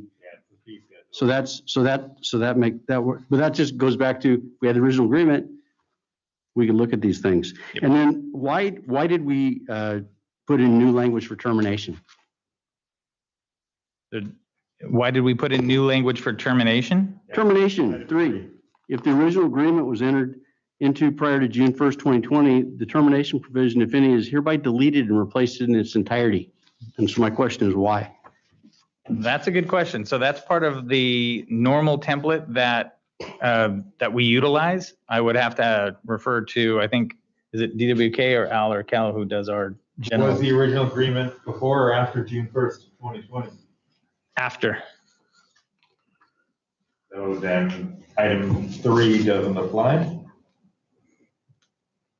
If that's true, but Do we strike it? that would make sense. Why would you have it in there? It shouldn't be in there anyways. That's like a generic, we have an amendment, but it's like a generic boilerplate, and it shouldn't be. We can have it removed. I would do that through, I'll confer with Al just to verify yeah. So Should we bring this back? I was just Is about it- to is offer, it- we can actually repackage this in Okay. the November board meeting. Okay. We can actually bring in the original contract, the amendments, and attach them. I think Again, it'd be if that's better to fine. do that. There are too many questions about it. So let's just bring it back. Okay. Any other board questions on any of these items?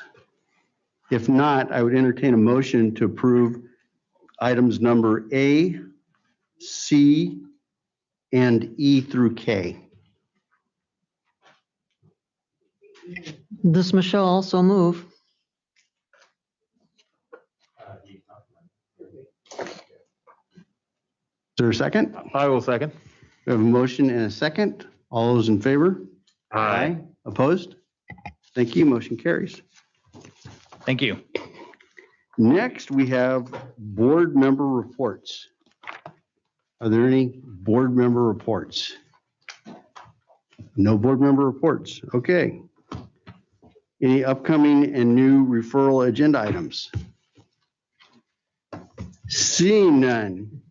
Announcements. The next regular meeting of the Board of Education will be held on Thursday, November 4th, 2021. Closed session will begin at 5:30 p.m., followed by the regular meeting at 7 p.m. The agenda will be available on the district's website at 5 p.m. on Friday, October 29th. Thank you, everybody, and this meeting is adjourned.